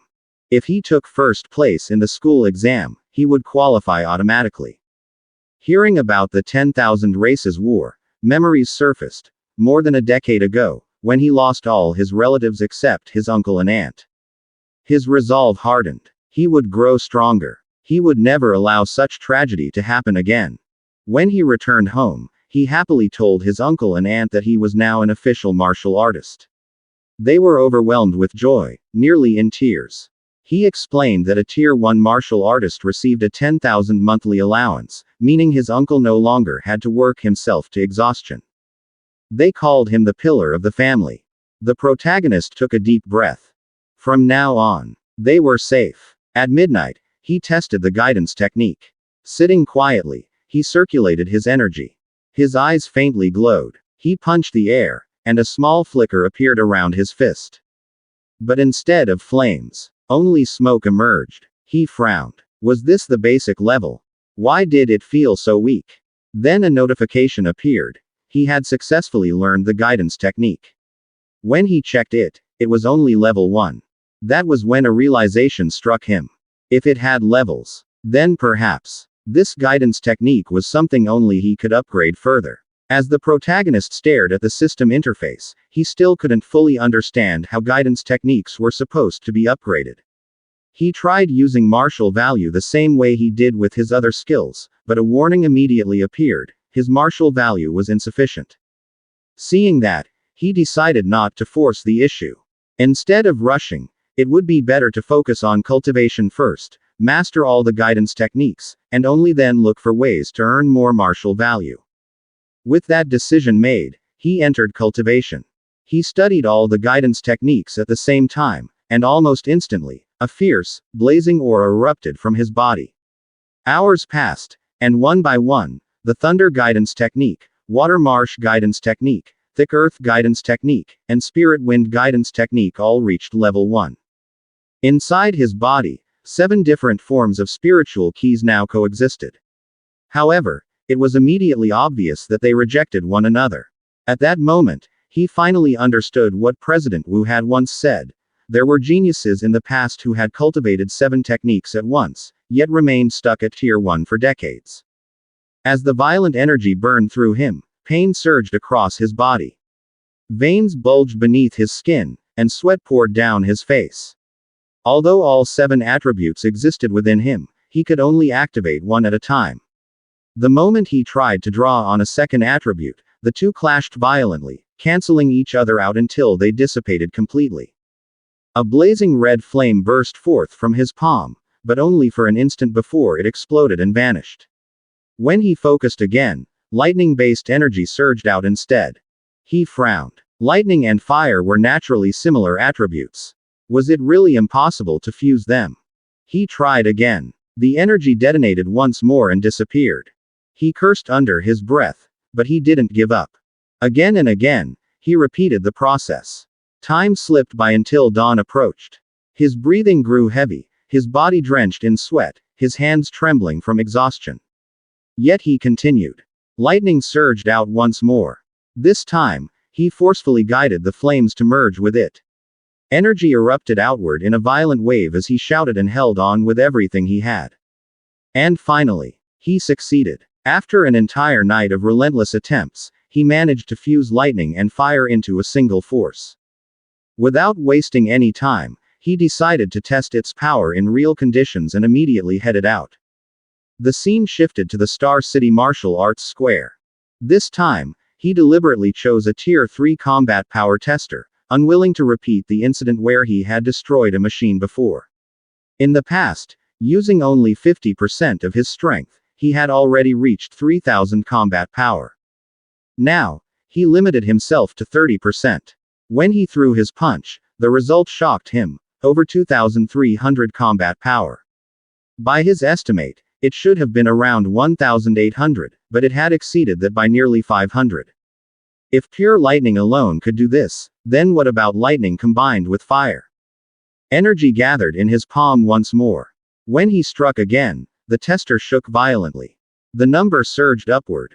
Over 3,000. He couldn't help smiling as he stared at his hand. With the combined thunder-fire attribute and his physical strength, even at 30% output, he had already surpassed a high-stage Tier 1 martial artist. Yet his vitality was only 123. To him, that level of potential was terrifying.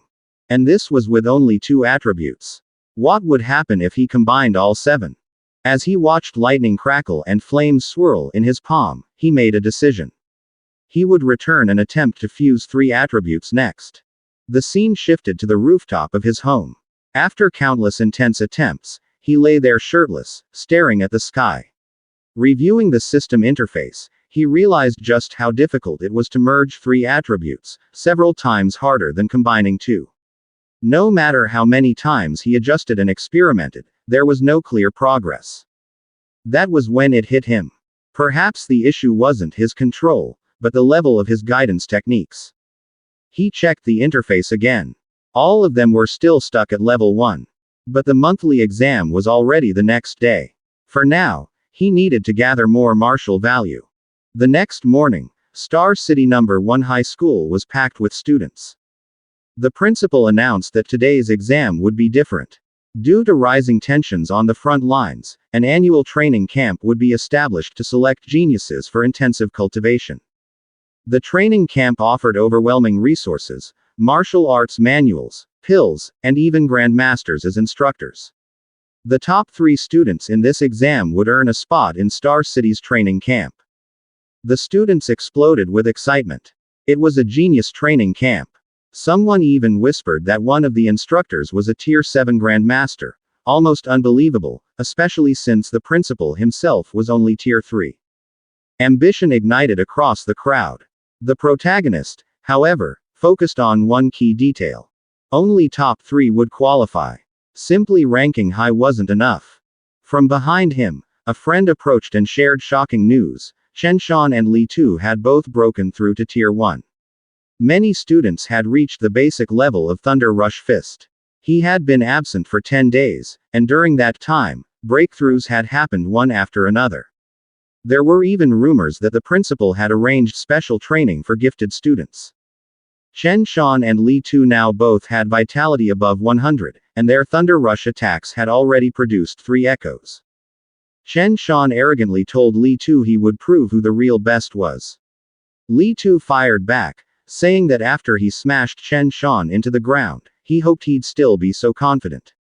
As the principal stepped down from the stage, an instructor approached and asked whether they had found the genius who possessed the 9 Echo Thunder Rush Fist. The principal replied that he had searched everywhere these past few days and believed that person was not a student of number 1 high school. Before they could continue, a group approached. The man at the center spoke mockingly, asking why the principal looked like he'd been abandoned by his wife. It was Zhang Ming. The principal frowned and demanded to know why Zhang Ming was on campus. Zhang Ming casually replied that the quality of students this year didn't look very impressive. He brought along 2 disciples and jokingly asked if the school's first-place students would like to spar after the exam. The principal cursed inwardly. This was clearly an attempt to humiliate him. But if he refused, it would be the same as admitting his school had no talent. Before he could respond, Zhang Ming added that he would understand if the principal declined. After all, the students looked weak. The instructor beside the principal snapped back, asking if Zhang Ming was looking for trouble. The conversation abruptly stopped when someone whispered into Zhang Ming's ear and pointed toward the protagonist. Zhang Ming turned and saw the young man standing calmly among the students, smiling faintly.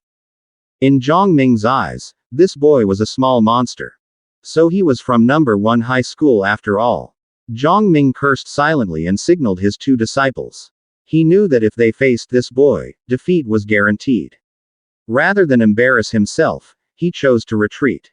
Laughing, Zhang Ming said he had only been joking. There was no competition at all. How could his 2 useless disciples be compared to the principal's students? His disciples immediately echoed the sentiment, pretending to surrender. The principal and instructor burned with anger. Soon after, the competition officially began. The first match was announced. Number 665, Cheng Peng, versus number 666, Su Hong. As both stepped onto the stage, the protagonist's friend grew nervous. Cheng Peng was a quasi-martial artist, famous for his strength. The teacher beside him shouted a warning, telling Su Hong not to force it. Getting injured wasn't worth it. Before the fight began, Cheng Peng smirked and asked whether Su Hong would fall on his own, or be smashed into the ground. In the next instant, Su Hong vanished. Before anyone could react, he reappeared behind Cheng Peng, grabbed him with one hand, and slammed him brutally into the floor. The arena fell silent. The friend and teacher stared in shock, cursing under their breath. They couldn't comprehend when Su Hong had become this strong. A single move. Instant defeat. As the dust settled, Su Hong stood alone at the center of the stage. His expression calm. His gaze cold. The protagonist won his next match, and this time the entire arena nearly shook from the roar of the crowd. The spectators could not hide their shock and admiration. Some openly questioned how he had grown so strong in such a short period of time. One voice even shouted whether he had already stepped into the ranks of a Tier 1 martial artist. Within moments, conversations about him spread to every corner of the arena. His next fight would be the final. At the side of the stage, the instructor could not help but ask the principal where this student had suddenly come from. During private tutoring sessions, he had never noticed anything remarkable. He could not recall a single moment when the boy displayed this level of talent. The principal admitted that it was his own failure as head of the school. How had he not discovered such an outstanding seed earlier? By not prioritizing his development, he had nearly buried a talent that should have been nurtured much sooner. The instructor fell into thought. There was something familiar about the boy's presence, as if he had seen him somewhere before, yet he could not remember when or where. Their attention soon shifted to the semifinal between Chen Shan and Li Tu. The principal commented that the outcome would soon be decided. Their strengths were nearly equal, making it difficult to predict who would prevail. On stage, they exchanged relentless blows, fists colliding as energy clashed again and again. In the middle of the fight, Li Tu shouted that both of them knew the 3 Echo Thunder Rush Fist. If Chen Shan refused to use his ultimate move, he should stop dreaming about winning. Li Tu immediately unleashed Thunder Rush Fist. The strike echoed through the air, and Chen Shan met it head-on. At the same time, flames gathered in Chen Shan's other hand as he confidently declared that everyone should watch carefully because he was the true number 1 of the school. The students watching were stunned. Chen Shan had achieved attribute externalization, and it was the fire attribute, second only to thunder in offensive power. But Li Tu simply smiled and condensed energy into his own fist. He said calmly that attribute externalization was nothing special. Who could not do that? The crowd was shocked again. Li Tu also displayed attribute externalization, and his was the metal attribute, which held even greater combat power than fire. As he continued pressing forward with consecutive punches, he revealed that he had also mastered the 5 Echo Thunder Rush Fist. Chen Shan's eyes widened in shock, and before he could react, the 5 Echo Thunder Rush Fist struck him directly. 5 heavy echoes rang out before he was knocked to the ground. The principal could not believe that Li Tu had been hiding the 5 Echo Thunder Rush Fist all along. The instructor added that in less than 10 days, Li Tu had not only mastered attribute externalization but had also pushed Thunder Rush Fist to the micro level. His talent was undeniably impressive. The principal quietly remarked that there was no longer any need to watch the final. With a micro-level Thunder Rush Fist and metal attribute, how could the protagonist possibly defeat Li Tu? The instructor felt regret. If only the protagonist had learned a guidance technique and Thunder Rush Fist, he might have stood a chance. At that moment, Zhang Ming suddenly approached and proposed a bet with the principal. He was willing to stake 50,000 on the protagonist becoming champion and asked whether they would join. The principal questioned whether he had lost his mind. Even if the protagonist was strong, he did not possess a guidance technique. What could he rely on? However, the instructor cut in and said that if Zhang Ming personally delivered the money, he would accept the wager. Hours later, the final match was announced. Number 1 Li Tu versus number 666 Su Hong, the protagonist. Before the match began, the protagonist's friend shouted for him to win the championship and not embarrass them. As Li Tu gathered energy into his fist, he said that the protagonist had only been lucky to avoid facing him or Chen Shan earlier, allowing him to slip into the final. The protagonist did not respond. He calmly adjusted his clothes and thought that after hunting countless ferocious beasts, these students felt far too weak. At last, there was someone worthy of fighting.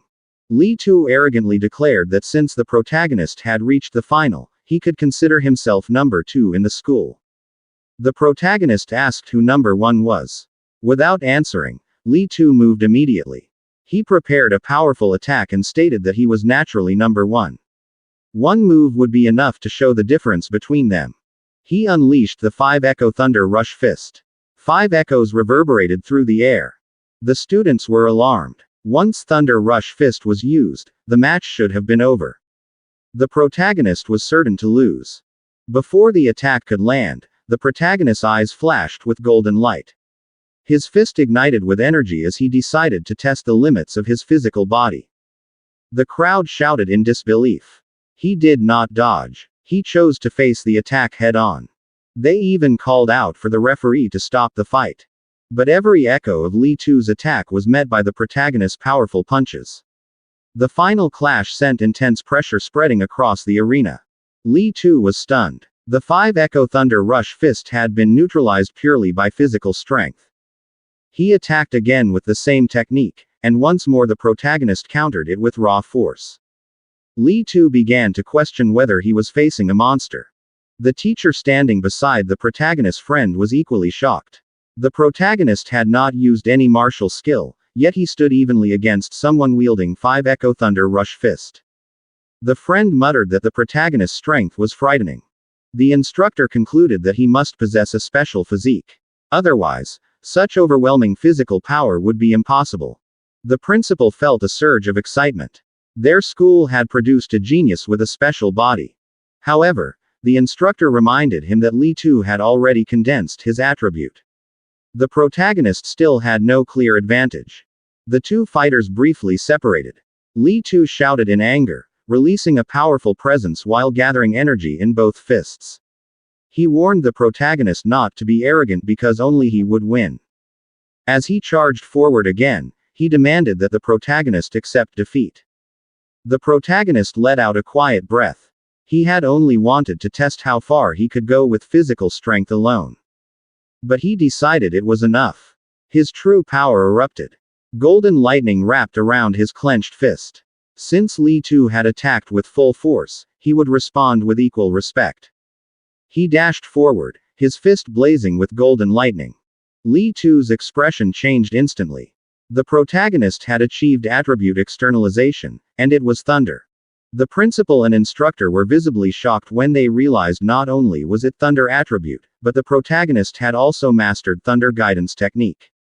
A special physique combined with the most destructive attribute was truly terrifying. Their fists collided. The stage thundered under the impact as pressure spread outward.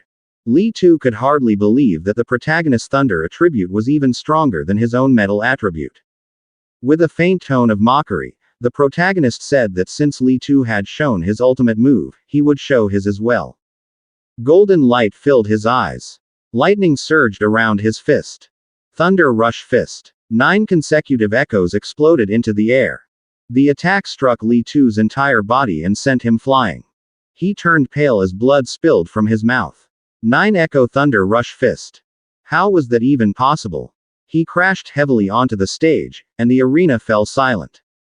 Moments later, the crowd erupted in deafening cheers. They could not believe that the protagonist had won. They could not believe that 9 Echo Thunder Rush Fist had reached a perfected state. To some, it was God tier.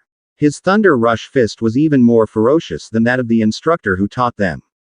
The instructor grabbed the principal's shoulder as realization dawned. This was the genius they had once seen and nearly overlooked.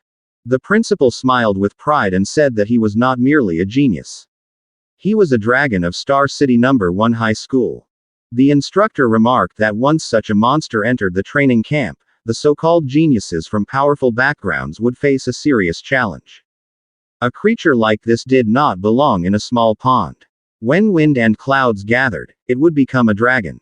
The principal declared that in the training camp, the protagonist would rise from the depths and soar into the sky. In the imperial capital of Magic City and even on the battlefield of 10,000 races, that was where a monster of this level would truly shine. When the afternoon faded and the sun finally dipped below the horizon, the protagonist returned home. The sky still carried a faint orange glow, and the neighborhood was quiet. As soon as he stepped inside, he greeted his uncle and aunt and told them he was back. He carefully set his bag on the table before turning to face them. His uncle immediately asked how the monthly exam had gone. There was hope in his voice, though he tried not to sound too anxious. The protagonist gave a small smile and answered in a simple tone that he had placed first. For a moment, his uncle fell silent. Then a proud smile slowly spread across his face. He repeated the words, "First place," several times, as if trying to confirm he had heard correctly. His aunt could not hide her happiness either. His uncle then remembered the training camp that had been mentioned before and asked if this meant he had officially secured a spot. The protagonist nodded. Before their conversation could continue, a loud knock came from the door. All three of them were surprised, and his uncle went to open it. A woman stood outside and introduced herself as Lin Yan's mother, a classmate of the protagonist. She did not waste time. She explained that only the top 3 students could enter the training camp, and her son had ranked 4th. She wanted to discuss whether the protagonist would be willing to give up his slot. In exchange, she offered 30,000. The house grew quiet. No one answered immediately. Seeing their hesitation, the woman continued. She said the training camp was not an ordinary program. The competition was intense. Participants could be seriously injured, and some never returned. The students there used high-grade pills and had access to advanced martial skills. Considering the protagonist's family situation, she suggested it would be wiser for him to step back while he still could. Hearing this, his aunt became visibly worried. She asked him if the training camp was truly that dangerous. He did not respond right away. Instead, his uncle looked at him seriously and asked whether he could take responsibility for his own safety and for this decision. The protagonist answered firmly that he could.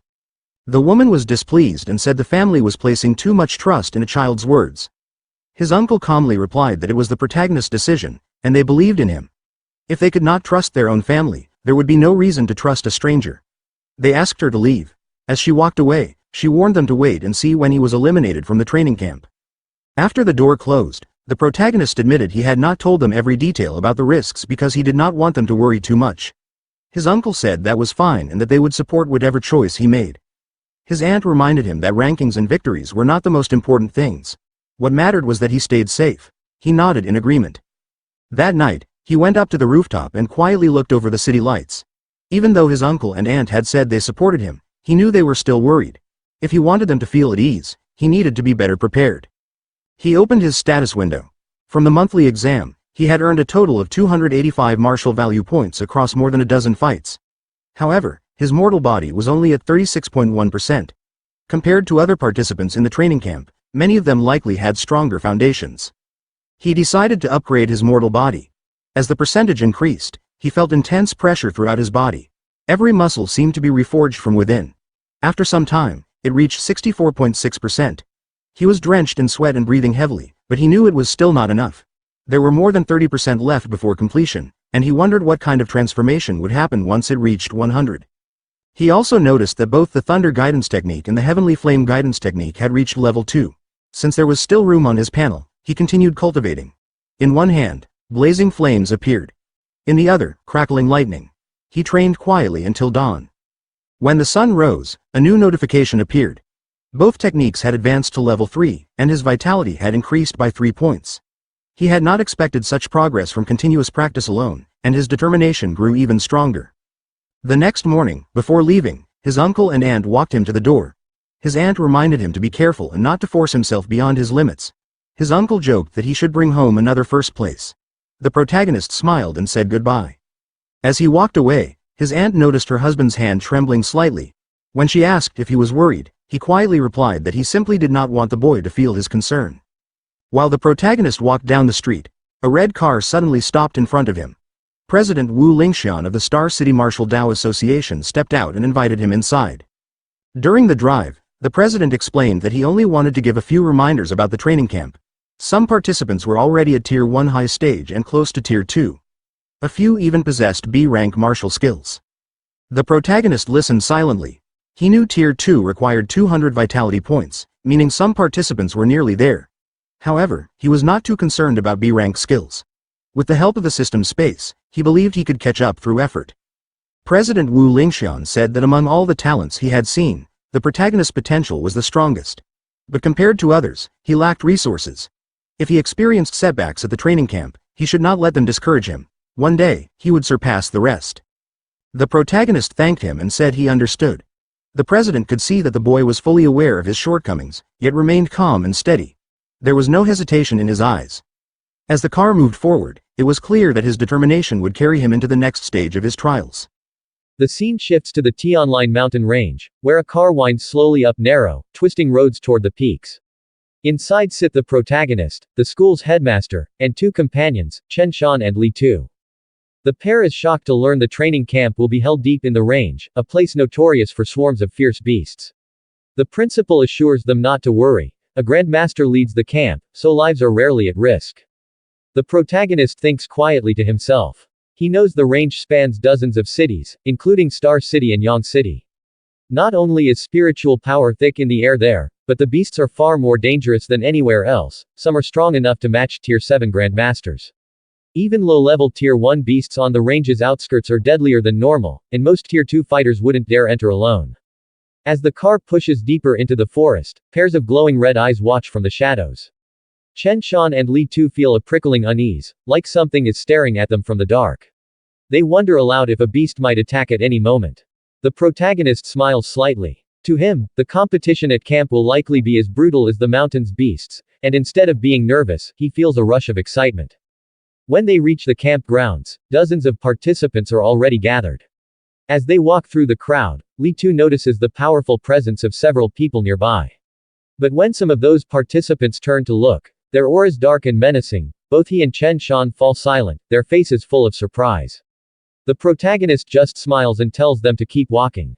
Before they can enter fully, a camp official steps in front of them. Wait until everyone arrives, he says. The entrance assessment starts only when all are here. The protagonist asks about the assessment, but before the official can answer, someone shouts, "The noble clans are here." A line of luxury cars pulls up to the entrance. One by one, fighters from wealthy families step out. A few people cry out when they see Lady Xiao Nan, known across the region for her skill and striking appearance. Next comes Lin Xing of the Lin clan, said to be on the verge of reaching Tier 2 strength. Also present is Wang Tiantu, the city lord's son and nicknamed the Berserker King. He has a 95% affinity for fire and a unique, powerful physique. They walk inside, followed by their personal attendants. The protagonist watches them closely. He suspects these are the top prodigies of Starhaven City, he'd heard about from the president, and he's eager to see how strong they really are. Once everyone is assembled, the official steps forward to explain the rules. The actual training camp lies 18 miles, about 30 kilometers, inside the Iron Peak range. Tokens have been placed inside the bodies of select beasts, only those who retrieve a token will be allowed into the camp. Li Tu leans over to Chen Shan and whispers, "Walking 18 miles in 8 hours sounds easy enough, but this is the Tianline mountain range. The deeper we go, the stronger the beasts get, one wrong step could kill us." The protagonist isn't worried, 8 hours is more than enough time, he thinks. He might even hunt a few extra beasts to earn combat points. A participant calls out, "What if we run into a beast stronger than us?" The official shrugs. "Consider yourself unlucky. Help will come if you're about to die." The crowd erupts in anger, "That's not fair." They shout. The strong might get killed by chance, while weak fighters could pass just by luck. Some agree, especially those who feel they're relying on fortune to make it through. The official glares at them. "This isn't a game," he says sharply. "You've spent over 10 years training," he continues. "But one passing expert could still wipe you out in seconds. When you reach the all-heaven battlefield, will you complain about fairness there too? If you don't want to face high-tier beasts, move carefully.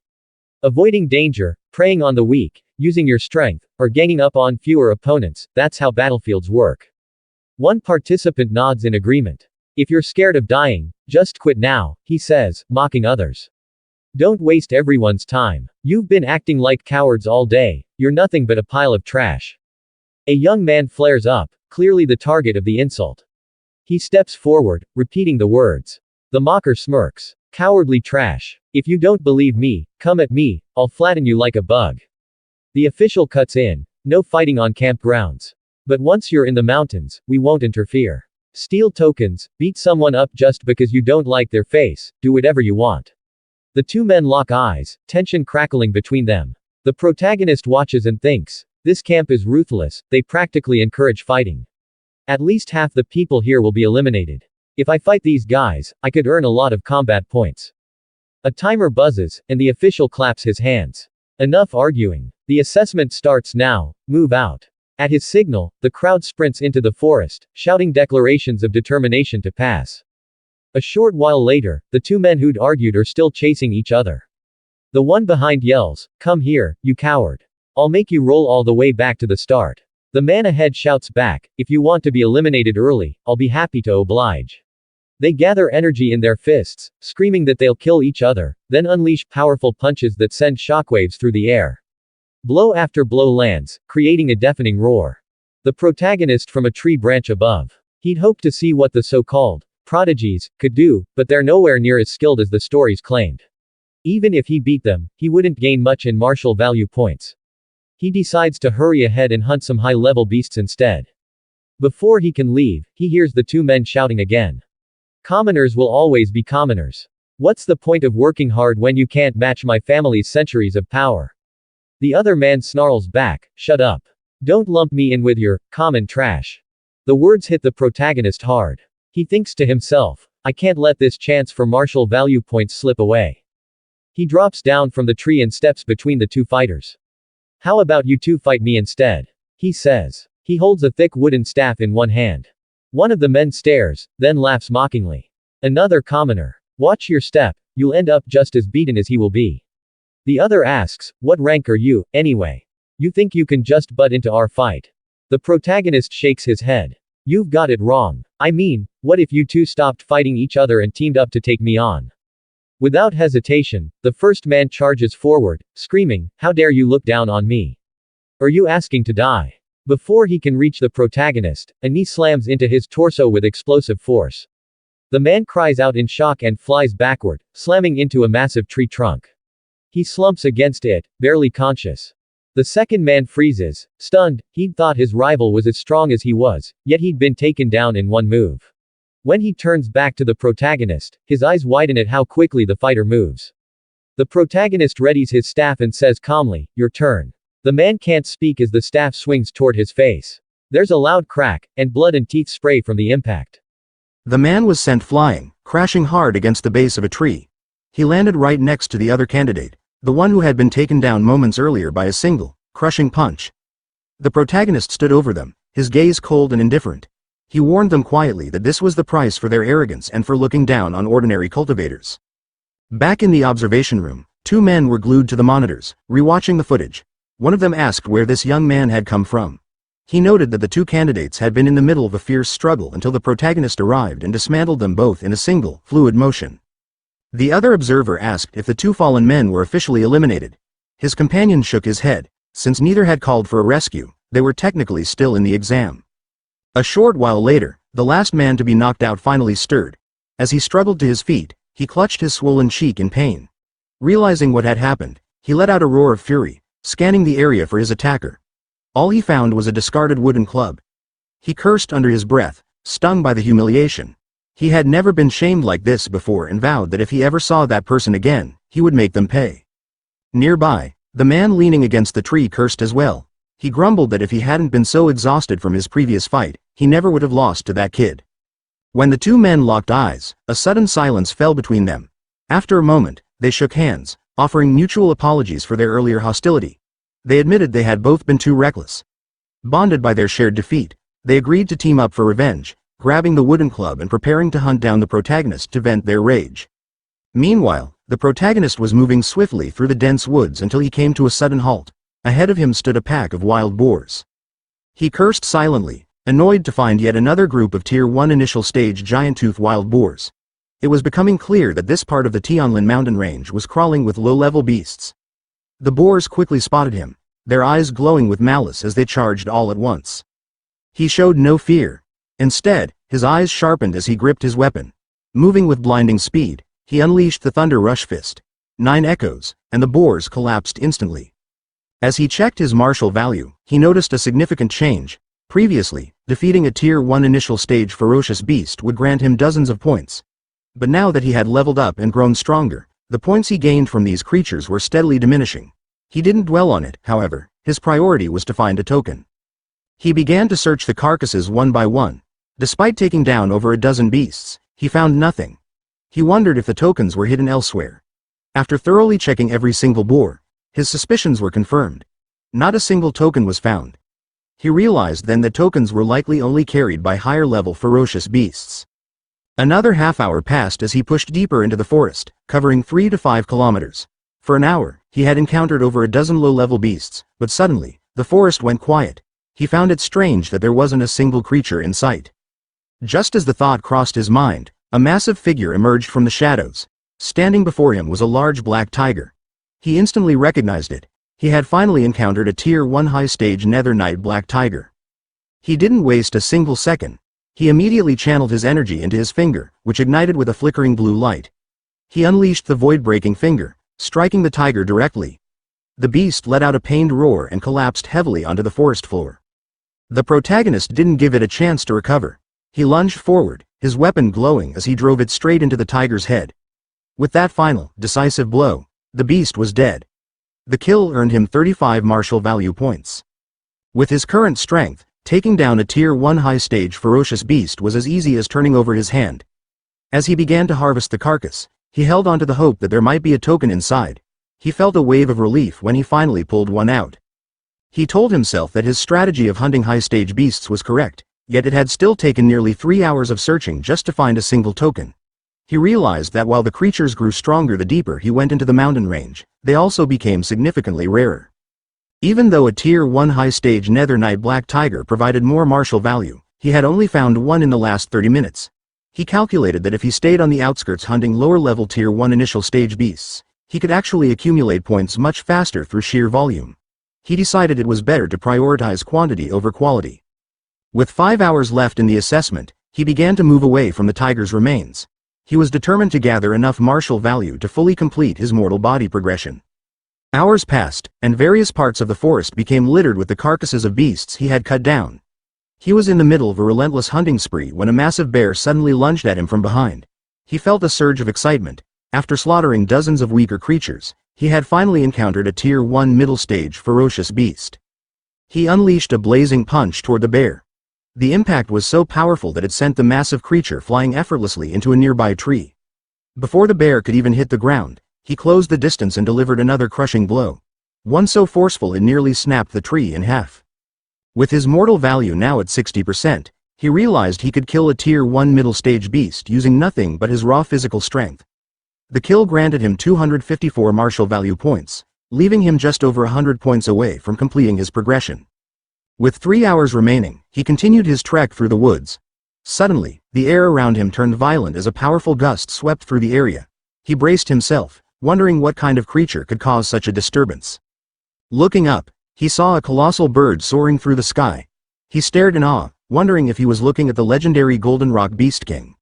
The creature ascended, and with a single flap of its wings, it unleashed a massive shockwave that nearly knocked him off his feet. To keep from being swept away, he drove his spear deep into the ground, anchoring himself against the gale.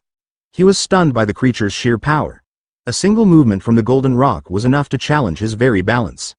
The force from the massive bird's wings was so violent that trees were uprooted and flung against jagged rocks. The protagonist quickly dove between the boulders for cover, his mind racing as he tried to identify the terrifying creature above. He realized that he had become far too overconfident in his own abilities lately. In the presence of truly elite power, he felt as insignificant as an ant. When he peered out at the giant bird again, his face paled with shock. Floating directly in front of the creature was a brilliant sphere of light. Within that radiance stood Chin Tinley, a Tier 7 Grandmaster. Chin Tinley addressed the Golden Rock Beast King, identifying himself and stating that he was only borrowing the territory temporarily. He demanded to know what the beast thought it was doing. The massive bird let out a furious cry, retorting that it had never agreed to lend its land to anyone. Without hesitation, it bared its razor-sharp talons and launched an attack. In response, Grandmaster Chin Tinley channeled energy into his fist. He told the beast that if it wouldn't cooperate, he would simply beat it into submission. Their powers collided, causing the sky to erupt in a blinding flash. The sheer impact of the clash forced both of them backward. However, the Grandmaster surged forward again, his eyes and fists glowing with intensity. He shouted at the giant bird for being too loud before unleashing a rapid barrage of punches that thundered through the air. After landing several heavy blows on the bird's body, he delivered a final, crushing strike directly to its face. He warned the Golden Rock Beast King not to make him repeat himself. He ordered the creature to leave, reiterating that as Grandmaster Chin Tinley, he was taking control of the land. The giant bird took flight, retreating while shrieking a warning for him to watch his back. The Grandmaster dismissed the threat as nonsense and watched sternly until the beast disappeared into the distance.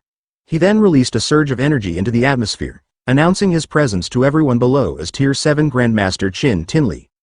He told the students not to panic and instructed them to proceed with their assessment. Witnessing this, the protagonist stood in awe, questioning if this was the true power of a Tier 7 human martial artist. In that moment, he vowed to one day reach that same level of strength. As Grandmaster Chin Tinley descended back toward the camp, he remarked to those waiting that he had selected the Golden Rock's territory specifically as a trial ground. He noted that the beast should have just cooperated instead of forcing him to use violence. He was met by Lin Zi and Bai Mu, both of whom were Tier 5 martial artists. Bai Mu commented that the Grandmaster was even more formidable than the rumors suggested. Lin Zi added that even the Golden Rock Beast King, famous for its nearly indestructible body, had been beaten until it lost its will to fight. Grandmaster Chin Tinley walked past them, telling them to stop with the flattery. He ordered them to the monitoring room to see which students were able to withstand the pressure released by the Golden Rock earlier. The two nodded and followed him immediately. Once inside the monitoring room, Lin Zi began reviewing the surveillance footage. He pointed out that most students were completely paralyzed under the Beast King's pressure. However, a few had managed to endure it. The Grandmaster noticed a particular boy who, after slaughtering a pack of Tier 1 late-stage black tigers, seemed unaffected by the Golden Rock's presence. He asked for the student's name. Bai Mu quickly pulled up the files, identifying him as Wang Tianxue. He was a Tier 1 high-stage martial artist with a vitality of 340 and a 95% fire attribute compatibility. He also possessed the rare, barbarian god body, which granted him immense physical strength. Furthermore, he was the son of the city lord of Star City. Grandmaster Qin Tinley recognized the connection. He recalled the city lord once joking that fathering a talented child was like playing the lottery. It had taken him over 100 children before finally producing one who was actually decent. On another monitor, the Grandmaster spotted a student who had not only escaped the direct range of the pressure but had done so using an exceptional movement technique. Bai Mu identified him as Lin Xing, a Tier 1 high-stage martial artist from the Lin family of Star City, boasting a vitality of 325 and a 96% wind attribute compatibility. The Grandmaster realized the boy was a spirit master, using mental power to regulate his own strength and counteract the Golden Rock's aura. He noted that the performance was quite impressive. Bai Mu then pointed to another screen featuring Xiao Yan, the heir to the Xiao family. He was a Tier 1 middle-stage spirit master with 290 vitality and a 95% wood attribute compatibility. The Grandmaster observed that these three had handled the Beast King's pressure with ease, proving they were significantly stronger than their peers. When he asked if there were any other notable talents, Bai Mu mentioned Lin Po and Wang, both Tier 1 middle-stage martial artists from prominent families. Bai Mu added that over a dozen students of that level had managed to stay conscious despite the intense pressure. The Grandmaster frowned, noticing a pattern. He questioned why all the top performers were children of powerful families. He demanded to know where the students from the public schools were, specifically those from Star City No. 1 High School. Bai Mu explained that most school-based students were only at the Tier 1 initial stage, with only 3 from the top high school having recently achieved a breakthrough. Before he could finish, the Grandmaster cut him off, stating that such results were disappointing and didn't live up to the reputation of Star City. Suddenly, Lin Zi let out a shout of surprise. He pointed toward the main screen, where the protagonist was shown relentlessly hunting ferocious beasts. He noted that even after enduring the Golden Rock's pressure, the boy still had the stamina to continue his hunt. Bai Mu began to tremble, stammering that the boy was a monster from Star City No. 1 High School. Hearing this, Lin Zi grabbed the student's file, telling Bai Mu not to panic in front of the Grandmaster. However, Lin Zi's own hands began to shake as he read the data. He whispered to himself in disbelief. The boy really was a monster. Grandmaster Qin Tinley took the record himself, scolding Lin Zi and Bai Mu for their lack of composure. He reminded them that as Tier 5 martial artists, they should have seen enough geniuses not to be this easily rattled. But as the Grandmaster's eyes scanned the page, the veins in his eyes turned red with shock. He gasped, wondering if the boy was even human. The file showed a 100% compatibility across all attributes and a unique physical constitution. He stood there stunned, questioning if such a creature could actually exist. Nearly tearing the paper in his shock, he muttered that a talent like this shouldn't just appear in a place like Star City. This wasn't a once-in-a-century talent, it was something that shouldn't appear even once in a millennium. His eyes glowed with a red intensity as if he had just discovered a priceless treasure. However, he suddenly paused, noticing a discrepancy.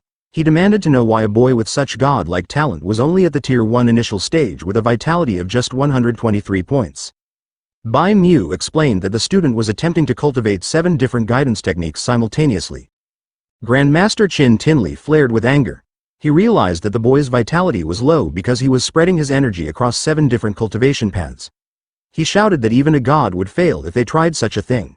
He blamed Wu Linxian, the president of the Star City Martial Arts Association, for failing to explain the basic dangers of such a reckless path to the child. Just as the tension reached its peak, an aide entered the room to announce that the students were beginning to arrive at the trial camp one by one. Grandmaster Qin Tinley replied that it was time to head down and see the students for themselves. When the first 3 students arrived, they quickly bowed in respect to the Grandmaster. He praised them, noting that they had done a fine job. As the hours passed, more and more students trickled in. Some were visibly shaken, whispering that they thought they were going to die because of the Golden Rock Beast King. 7.5 hours into the assessment, Grandmaster Qin Tinley hovered in the air, scanning the horizon to see if anyone else was coming. The field seemed empty. Some students began to mock the ones who hadn't arrived yet, questioning if they were really that weak. While floating, the Grandmaster's mind was occupied by the monster boy, the protagonist. He wondered why he hadn't shown up yet, even worrying if the boy had gotten lost. He couldn't bear the thought of such a priceless treasure being eliminated. Suddenly, he spotted a figure in the distance. Finally, he thought, the kid has shown up. The protagonist walked at a slow, steady pace. His clothes were heavily stained with blood, looking like a survivor of a massacre. Internally, he sighed with relief. He had been so preoccupied with gathering martial value that he almost lost track of the time. As he walked toward the ranks of students, murmurs broke out. Some mocked his ragged appearance, saying he looked worse off than anyone else. Others, however, noticed something strange. Despite the blood covering him, there wasn't a single visible wound on his body. They began to wonder just how many ferocious beasts he had slaughtered for his clothes to be in that state. Meanwhile, the two students he had defeated earlier glared at him, hands tightening on their weapons. One was ready to strike, but his companion held him back. "Don't be in a hurry," he whispered. "Once we're in the training camp, we'll have plenty of opportunities to deal with him." The three geniuses from the wealthy families were also observing. Lin Xing noted that since the boy arrived at the very last second, he must be an expert. Xiao Yan found the newcomer quite intriguing. The chatter stopped when Lin Zi stepped forward to announce that the 8-hour limit had passed. Anyone who hadn't arrived was officially eliminated. He then proceeded to introduce the facilities and rules of the training camp.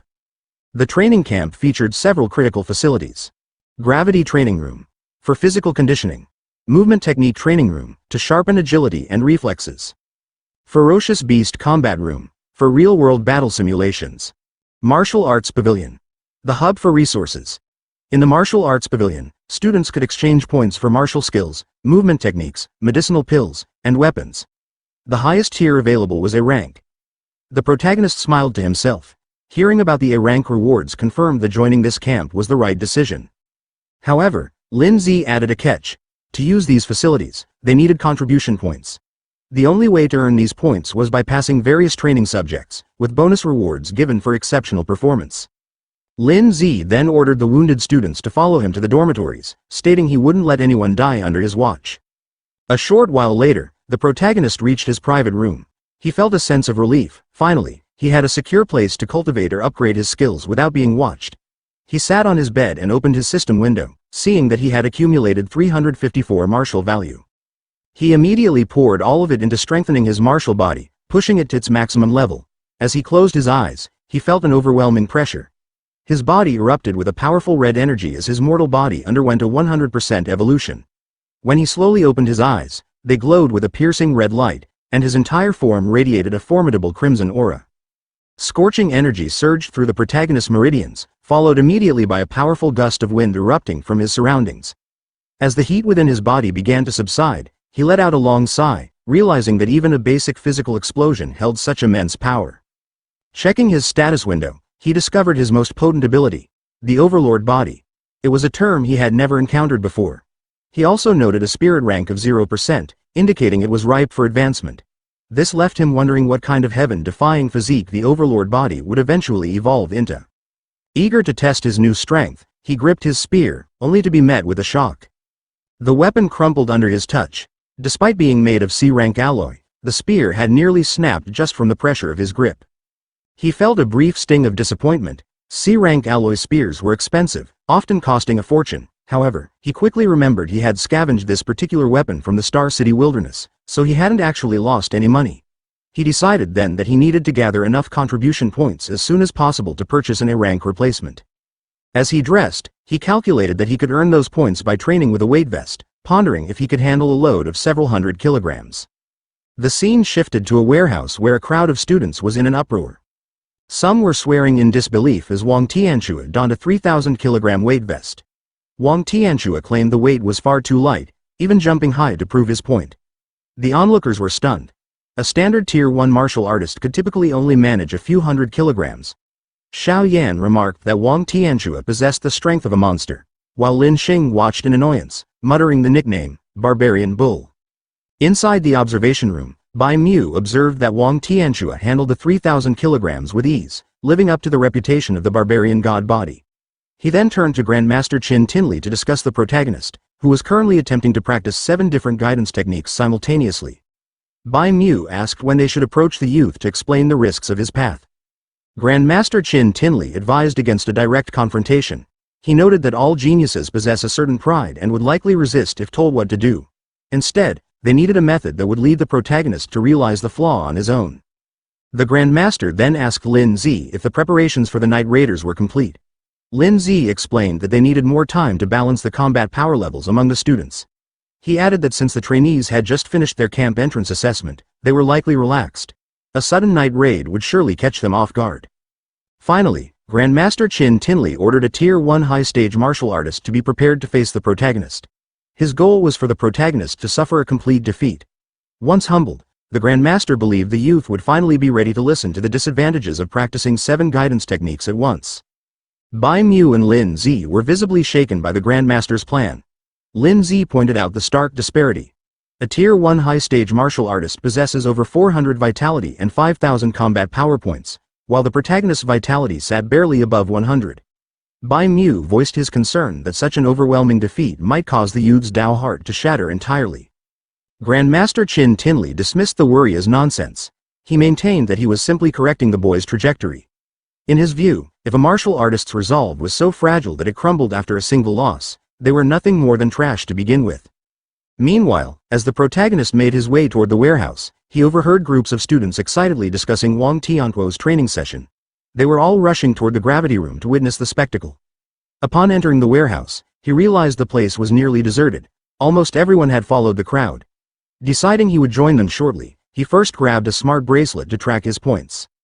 His attention then turned to the weight vests. He bypassed a 1,500 kilogram vest and kept searching until he found a behemoth. A 10-ton weight vest. He marveled at the super heavy alloy construction, wondering who could possibly move while wearing such a thing. He briefly considered testing it himself but quickly realized that while he could put it on, it would severely compromise his speed and stamina. Ultimately, he settled on a 5-ton vest. After a few test jumps, he found the weight to be the perfect fit for his current state. He speculated about the top 3 students, including Wang Tianquo. Given they were Tier 1 high stage, he assumed their capabilities were likely on par with his own, or perhaps even superior. Eager to gain some insight from their cultivation methods, he headed toward the gravity room. At the scene, a crowd of stunned students watched the monitors. They couldn't believe their eyes. Wang Tianquo had entered the gravity room without removing his 3-ton vest and had even set the gravity to 2 times. This effectively meant he was moving under a 6-ton load. The protagonist watched the screen in silence, a look of confusion crossing his face.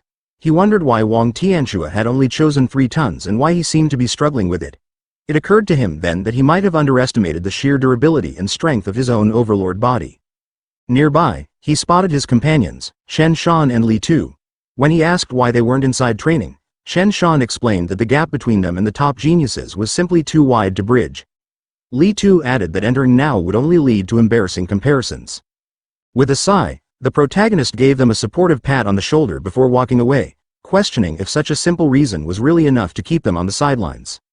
As the protagonist approached the gravity room, Li Tu asked with clear concern if he really intended to go in now. Chen Shan chimed in, asking if he wasn't afraid of the potential embarrassment, suggesting they wait until the crowd thinned out before making their move. The protagonist remained silent, offering no reply. Meanwhile, the surrounding students began to whisper. Some mocked him, suggesting he lacked common sense or that he wasn't even wearing a weight suit and was simply trying to show off by pushing the gravity multiplier higher than Wang Tianquo's. One student even remarked on his apparent lack of shame, joking that someone with no sense of haya is truly peerless in this world. Unfazed by the chatter, he stepped inside. He was well aware of how expensive these facilities were to build, typically reserved for elite aristocratic families and out of reach for ordinary martial artists. He wasn't about to let such a rare opportunity slip away. Standing before the monitor, he calculated his limits. If he wore his 5-ton vest and set the gravity to 2 times, he would be crushed under 10 tons of pressure, likely lasting no more than 10 minutes. To maximize his training time, he decided to set the gravity to 1.5 times instead. As the machine hummed to life, a massive weight bore down on him. His entire frame trembled under the sudden strain. Outside, the observers continued their ridicule, pointing out that since he wasn't wearing a vest, a mere 1.5 times multiplier was pathetic. Given he was the last to arrive during the initial entrance exam, they labeled him as weak, laughing at what they perceived to be a half-hearted effort. Inside the gravity room, the protagonist began his cultivation. As he sat, a vibrant crimson energy began to radiate from his body. He realized then that the gravity room was worth every penny spent on it. While the pressure made the guidance techniques significantly harder to execute, it also accelerated his cultivation speed tremendously. 2 hours later, he was gasping for air, his face drenched in sweat. He took a deep, heavy breath and checked his status window. To his satisfaction, every one of his guidance techniques, save for thunder and fire, had leveled up. His vitality had also climbed from 126 to 130 points. Satisfied, he deactivated the gravity. The results were undeniable. He figured that if the gravity room was this effective, the movement technique and ferocious beast rooms would likely yield equally impressive gains. He stepped out of the room slowly, wiping sweat from his brow and muttering about how exhausting the session had been. A few students immediately began to jeer, pointing him out to the crowd. They mocked him for coming out so soon, failing to endure even 1.5 times gravity without a weight vest. One even boasted that he could sleep through the night in those conditions. However, the laughter died down as the protagonist began to unzip his outer jacket. He complained aloud about how poor the breathability of his weightsuit was and how stifling the heat had become. When the scoffers saw the heavy vest hidden beneath, they were struck speechless, frozen in shock that he had been carrying such a massive load all along. At that moment, the two observers realized that the protagonist had been wearing a weighted vest all along. Based on his visible struggle, one of them estimated the weight to be around 500 kilograms. Even so, they noted that his strength was quite impressive, considering he had managed to stay in the gravity room for over 2 hours. As the protagonist carefully placed his weighted vest on the floor, another voice chimed in, stating that despite his ability, he still couldn't be compared to Wang Tiantuo. This prompted a skeptical response from another onlooker, who asked if that was a joke, questioning who could possibly match a monster like Wang Tiantuo. Before the conversation could end, someone suddenly shouted that Wang Tiantuo was coming out. It was mentioned that he had endured 6 tons of pressure for more than 2 hours. Wang Tiantuo emerged drenched in sweat and clearly exhausted. The crowd was in awe, declaring him the undisputed leader of the training camp in terms of physical power. Some admitted that if they were in his shoes, they would have collapsed after only 30 minutes under a mere 500 kilograms. When Wang Tiantuo removed his weighted vest, it hit the floor with a heavy thud, startling those nearby.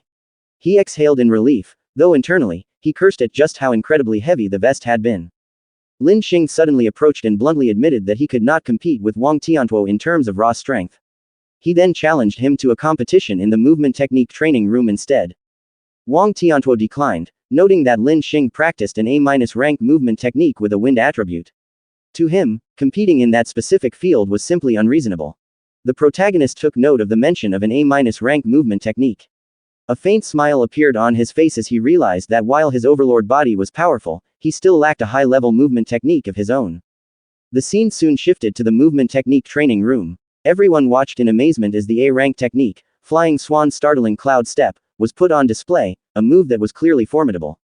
The training room was filled with a continuous barrage of arrows. Spectators commented that even at difficulty level 3, the projectiles were nearly impossible to dodge. However, Lin Xing set the difficulty to the maximum, level 10. All eyes were glued to the large screen as they tracked his movements. He moved with incredible speed, successfully evading the arrows raining down on him in rapid succession. Some shouted in disbelief at his velocity. To them, his movements were almost too fast for the naked eye to follow, and they were certain they wouldn't last even a second in that environment. Others, however, felt he was merely showing off.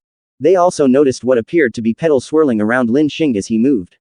One observer clarified that it wasn't just for show, the technique itself was truly magnificent. The protagonist watched silently with a smile. To him, the beauty and efficiency of the movement technique were undeniable. He then activated his system and began copying the Flying Swan Startling Cloud Step, starting from 1%. With full focus, he mirrored every movement Lin Xing made, his own body beginning to shift slowly in sync. The other students quickly took notice. Some laughed, wondering if he actually believed he could learn an A-rank movement technique simply by watching. Another student remarked that he could hardly contain his laughter, finding the idea of mastering such a high-level technique in that manner to be utterly impossible. But the protagonist remained in his own world, thinking of nothing but Lin Xinghe's movements. He continued to mimic the actions, and as he did, the copying percentage steadily began to rise. The system notification finally chimed with a congratulatory message. The Flying Swan Startling Cloud Step had reached the basic level. The protagonist let out a breath, instinctively touching his head. He had finally mastered his first A-rank movement technique. However, he couldn't help but notice that Lin Xinghe's style was excessively flashy. In his mind, he found it difficult to adapt such a flamboyant flair to his own combat style, but since he had no other version to reference, he was forced to follow it for the time being. A moment later, another notification appeared, pulling him back to reality. As the specialized mental space faded away, he felt a surge of excitement. Now that he had acquired the movement technique, he felt there was no longer a need to linger in the movement technique training room. Instead, he decided it would be more productive to head to the ferocious beast room to hunt monsters and rack up martial value. But as he prepared to leave, he froze upon hearing whispers from behind him. Turning around, he was shocked to find that nearly everyone was staring at him. One student remarked that his footwork looked exactly like Lin Xinghei's. Another chimed in, admitting that even he couldn't pull off such flashy movements, and expressed genuine admiration. A wave of embarrassment washed over the protagonist. He suddenly realized that the movements he was practicing within his mind had actually translated into physical actions in the real world. He cursed silently, vowing never to practice like that in front of others again. He immediately bolted from the room. As he hurried away, he could still hear students shouting behind him, begging him to repeat the performance because they thought it looked incredibly cool. While running, he sensed he was being followed. Glancing back, he spotted the two men he had clashed with previously. He overheard one of them saying they had finally tracked him down and that he seemed to be heading toward the ferocious beast room. They planned to wait and ambush him at the exit once he was finished inside. Upon arriving at the ferocious beast room, he found a large crowd of students gathered to watch the trials. Standing near the entrance were Wang Tiantuo and Xiao Yan. Wang Tiantuo was laughing as he spoke to Xiao Yan, noting that the latter wanted to compete in a monster hunting match. Xiao Yan confirmed this, explaining that he simply wanted to settle who the true number one in the training camp was. With a boastful air, Wang Tiantuo asked if Xiao Yan really thought he could win, pointing out that his own physique was the barbarian god body, while Xiao Yan relied solely on spiritual telekinesis. To Wang, it felt like he was being underestimated. Xiao Yan remained calm, suggesting that perhaps it was Wang Tiantuo who was underestimating the true power of a spirit master. The protagonist's interest was piqued. He had never actually seen a spirit master in combat before, so he decided to observe their match first before starting his own hunt for martial value. As Xiao Yan entered the arena, the internal scene flashed onto the large monitors. The protagonist noticed that Xiao Yan appeared to be hovering in the air. This puzzled him, as he knew the ability to fly was typically reserved for grandmasters. He wondered if Xiao Yan had already reached that level of mastery as a spirit master. Before he could process the thought, Xiao Yan conjured a spirit ball in his hand. From this orb, sharp bursts of energy shot out in rapid succession, striking the monsters directly in the head. In an instant, 3 Tier 1 high-stage black tigers were slain by the flashing energy. The protagonist watched, deeply impressed by the display. However, while Xiao Yan was occupied with the fight, a massive black tiger radiating a terrifying aura suddenly lunged from behind him. But before the beast could land a strike, it froze midair, as if held in place by an invisible force. The protagonist finally understood that Xiao Yan's strategy wasn't limited to long-range strikes, he could effectively paralyze his opponents using spiritual telekinesis. With a simple wave of his hand, Xiao Yan finished the monster using a glowing dagger. It was only in that split second that the protagonist realized Xiao Yan had been wielding a hidden blade the entire time. A chill ran through his body as he watched. He couldn't help but feel a growing sense of unease considering the array of abilities he had just witnessed: treading on air, manipulating objects from a distance, and freezing enemies in their tracks. He now fully grasped why spirit masters were so feared. With such powers, they could eliminate an ordinary martial artist without ever closing the distance. The roar of the crowd drew his attention back to the large screen. People were shouting in confusion, wondering where a massive weapon had suddenly come from, as Xiao Yan's hands had appeared empty moments before. Looking closer, the protagonist saw Xiao Yan manifesting a gargantuan sword shimmering with golden light. With a single, fluid motion, he violently cleaved the massive beast in front of him in two. The protagonist stood frozen. He was certain Xiao Yan hadn't been carrying a weapon earlier, and judging by its size, that sword likely weighed several tons. At that moment, Lin Xing spoke up, explaining that they were witnessing an A-rank martial skill exclusive to spirit masters. As the protagonist glanced back, the other students remained in a state of collective awe. Someone remarked that it was yet another A-rank skill on display. This prompted other student to ask Lin Xing why it seemed like everyone in this place possessed A-rank abilities. He followed up by asking if Wang Tiantuo had a similar skill. Lin Xing confirmed that he did. Wang Tiantuo also possessed an A-rank martial skill, and it was a purely offensive type. Several students cursed under their breath, while others wondered aloud if these people were even human or actually monsters in disguise. To the protagonist, it was becoming clear that this training camp was a breeding ground for elites with A-rank skills. This realization only reinforced his belief that he had made the right decision by coming here. Another cheer erupted when the crowd saw Wang Tiantuo obliterate a Tier 1 high-stage monster with a single punch. When onlookers asked what kind of martial skill that was, someone replied that it wasn't a skill at all, it was pure, raw strength. The protagonist turned away, thinking to himself that Wang Tiantuo seemingly had no intention of relying on techniques. Ultimately, he decided he would analyze those two more closely another time. Checking his status, a new goal crystallized in his mind: he wanted to become a spirit master. However, his spirit stat sat at only 26.5. According to the system, he needed to surpass 100 to fully awaken as a spirit master. This meant he was short by 73.5 points, which translated to 735 martial value points. The path forward was clear: he needed to kill more monsters to accumulate the necessary points. Shortly after, he entered the ferocious beast room, unaware that the two men who held a grudge against him were still tailing him. As the duo scanned the area, they noticed everyone was preoccupied with watching the duel between Wang Tiantuo and Xiao Yan. No one was paying them the slightest bit of attention, an opportunity they refused to waste. They planned to slip into the room, corner him, and deliver a brutal beating. However, as they approached, one of them suddenly froze and let out a sharp cry. His companion immediately hushed him, telling him to keep quiet, but the man just pointed a trembling finger at the screen. They fell silent for a moment. Then, both men gasped in unison at the scene unfolding on the monitor. The protagonist had challenged over 10 monsters at once, and every single one of them was Tier 1 high stage. They asked one another if he had completely lost his mind. Inside the ferocious beast room, the protagonist stood tall, surrounded by massive monsters and ready for whatever was coming next. Terrified by what was appearing on the monitor, one of the two men asked if they should call an instructor to save the protagonist. In his mind, if they didn't act, the boy was certain to die.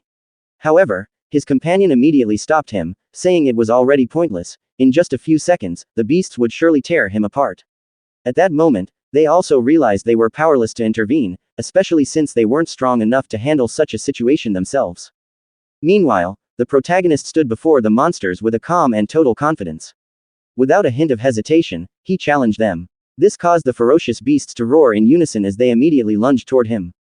He swiftly evaded the first to attack. While keeping in constant motion, he unleashed a series of strikes using energy vibrating from his fingertips.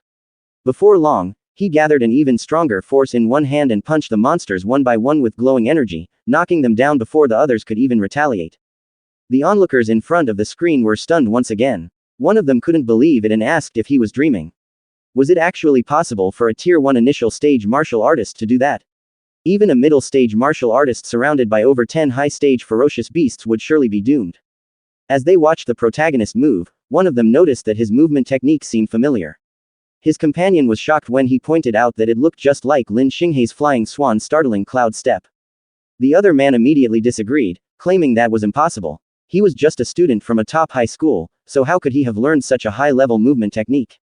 They wondered if he might be from a powerful family. Another person mentioned that maybe he had just seen Lin Xinghan copied the movements. Still, to them, that was unbelievable. An A-rank movement technique isn't something you learn simply by watching.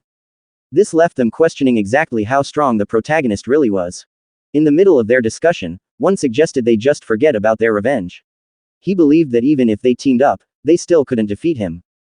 But one of them, trembling while gripping his wooden club tightly, strongly refused. Whether the boy was the son of a powerful family or a monster-tier genius, he couldn't let go of the anger he felt. His companion stopped him again and pointed at the screen. He told him that before he went looking for trouble, he should take a good look at what was happening. When he looked, he nearly dropped the club he was holding. The two of them stood there in a daze. In just a few minutes, the protagonist had killed 11 high-stage ferocious beasts. He sat atop a pile of carcasses. From over a dozen monsters, he had earned a total of 81 martial value points, an average of 7 points each. Right then, he realized that as he grew stronger, it was becoming increasingly difficult to earn martial value. While resting, he suddenly turned his head after hearing a noise from the distance. Gradually, even more ferocious beasts were emerging from different directions. Facing the growing number of enemies, he decided to stop resting. He moved instantly to meet the monsters. He took them down one by one with a barrage of attacks, and after a few moves, he landed heavily on the ground, once again facing a new wave of ferocious beasts approaching him. The protagonist noticed that the monsters suddenly hesitated, as if they felt a deep sense of fear toward him. He wasted no more time, moving instantly, his eyes burning with determination. It was as if he were speaking to them, making it clear they should just hand over their martial value. Without a second thought, he hunted them down and killed them one by one. Outside, The two men remained frozen as they watched the bloody scene on the monitor. Finally, one asked when they would carry out their revenge. But after everything they had witnessed, the man decided to forget the plan and forgive the protagonist. Consumed by fear, his companion quickly agreed, suggesting they leave before they got themselves into serious trouble. As they walked through the crowd of students busy watching the trials, everyone continued to admire the strength of the top participants. In Wang Tiantuo's fight, people were amazed to see him kill 9 Tier 1 high-stage ferocious beasts in under 10 minutes. Meanwhile, Xiao Yan barely moved, yet still managed to take down 8 high-stage ferocious beasts. As the two men were leaving, a student noticed them and asked why they were already back. Hadn't they said they were going to get revenge? He followed up by asking if they had defeated that boy yet. The two were forced to force a smile and say yes, laughing loudly to cover up the truth. But behind their smiles, their expressions turned cold. They couldn't help but remember what they saw. If they had made just one wrong move, they might be lying there right now, lifeless, like trash thrown away. Right then, they fully understood how brutal this training camp was. It wasn't just difficult, it was full of monsters capable of killing at any moment. While they were still lost in thought, their attention shifted when someone shouted that Wang Tiantuo and Xiao Yan had finally come out. They immediately became the center of the conversation. Some said the two had killed so many ferocious beasts even while wearing weighted vests, so they must be incredibly exhausted. Others asked how many contribution points they had earned. Wang Tiantuo answered directly that he got 280 points, while Xiao Yan had 270. Upon hearing that, the crowd was filled with shock. To them, that number was massive. They knew a Tier 1 high-stage ferocious beast was worth only 5 points, meaning the two had killed roughly 50 to 60 monsters each. Checking their wristbands, Wang Tiantuo added that his weight vest settled for an extra 100 contribution points. Xiao Yan sighed, saying he only got 50 from his. Around them, the disappointment of the other students was obvious. Most of them only had about 20 points. One student complained that even though he lifted a ton, he only got 30 points, while another nearly cried admitting he only earned 10. In the middle of the discussion, Lin Xing approached and calmly asked who won their ferocious beast hunt. Without hesitation, Xiao Yan pointed to Wang Tiantuo as the winner. This caused the students to whisper again. They thought that if Wang Tiantuo and Xiao Yan had such high scores, Lin Xinghe's must be even higher. To everyone there, it seemed like there was no room left for anyone else except to fight for 4th place. But in the back, the two men who previously held a grudge against the protagonist smiled slightly. In low voices, they called the others ignorant. To them, there was a far more terrifying monster inside the training camp, a being that surpassed those three. An hour later, inside the ferocious beast room, the protagonist could be seen sitting atop a pile of monster carcasses. He could barely stand from sheer exhaustion, and his body was drenched in sweat. After over an hour of continuous combat, even with his overlord body, he felt the heavy toll of the fatigue. However, he still hadn't reached his target of 735 martial value points. Currently, his contribution points sat at only 700. While resting, he thought about what would be best to trade for at the martial arts pavilion. Checking his wristband, he saw that he had recorded over 400 ferocious beast kills, and from his weight vest, he had earned more than 300 contribution points. Afterward, the scene shifted to the martial arts pavilion. The protagonist stood before a receptionist and quietly leafed through the equipment catalog. He studied the prices one by one, ranging from various pills to A-rank martial arts. It didn't take long for him to realize that A-rank martial arts were incredibly expensive, costing at least 2,000 points. On the other hand, the pills were more affordable, especially the spirit-gathering pills. As he thought for a long time, the receptionist noticed him and asked if he had made a decision. In the woman's mind, the young man looked like a mere Tier 1 initial stage student who likely couldn't afford anything. The protagonist immediately asked if spirit-gathering pills were used to increase spiritual power.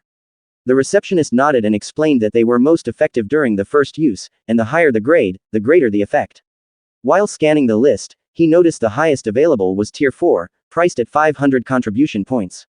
Without hesitation, he said he would take one Tier 4 spirit-gathering pill.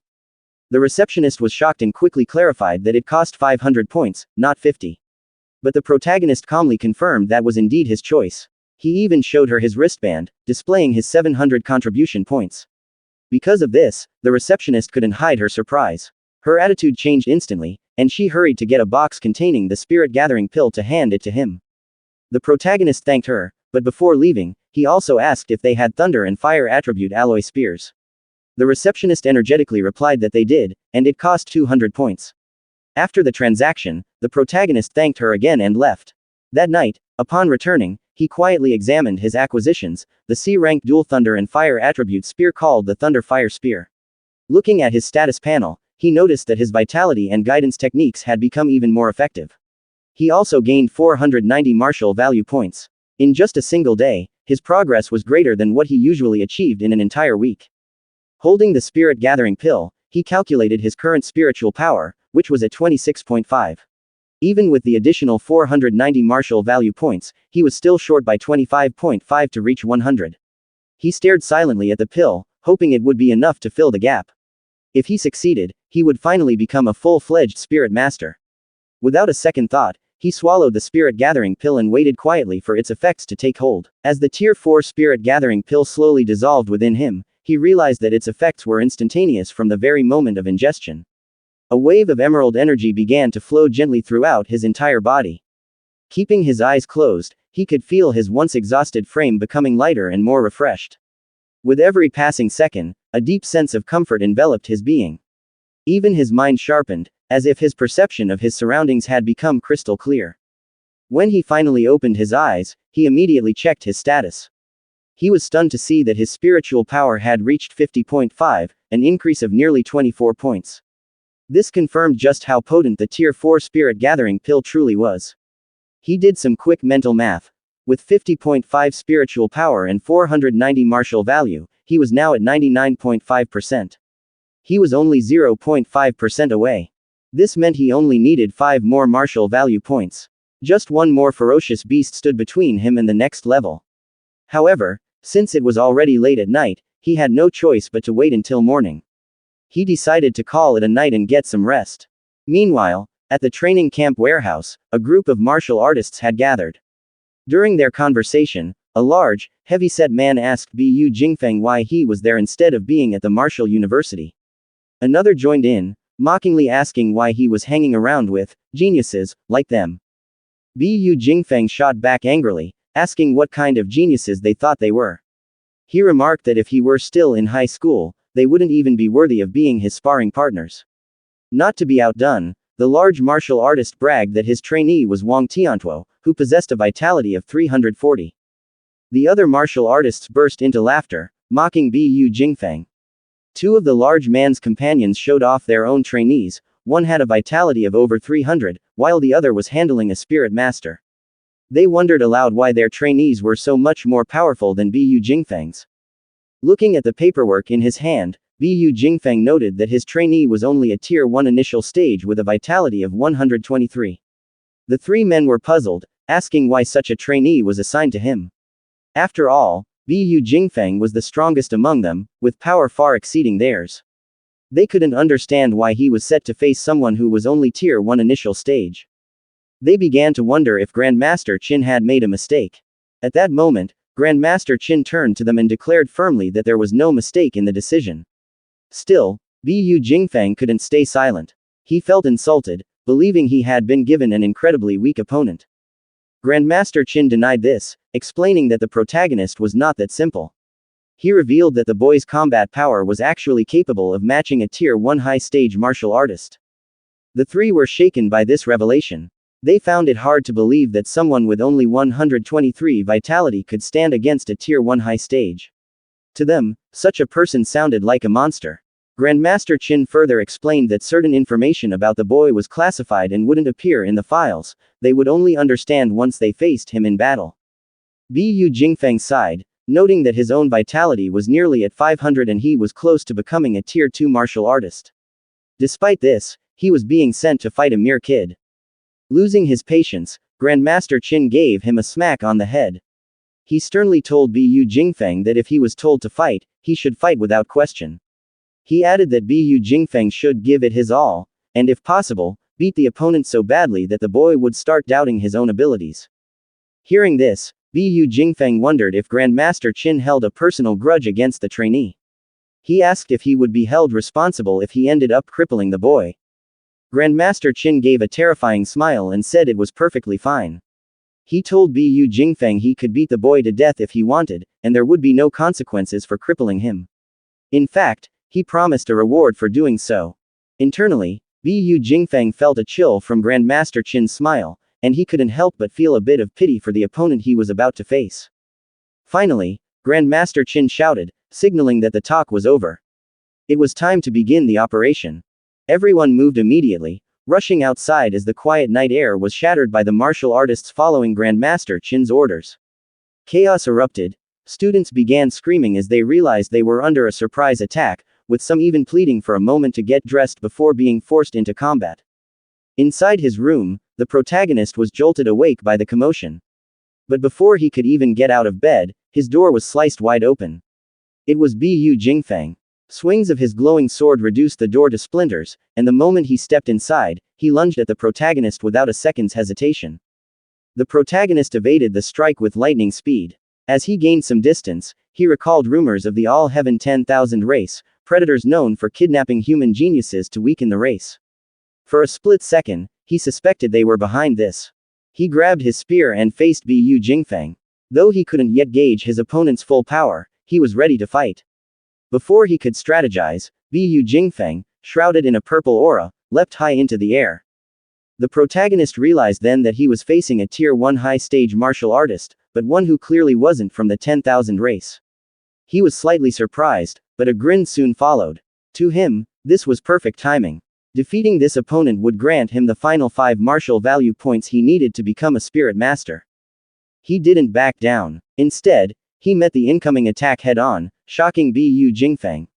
In the older man's mind, a Tier 1 initial stage student should have been running for cover, not charging.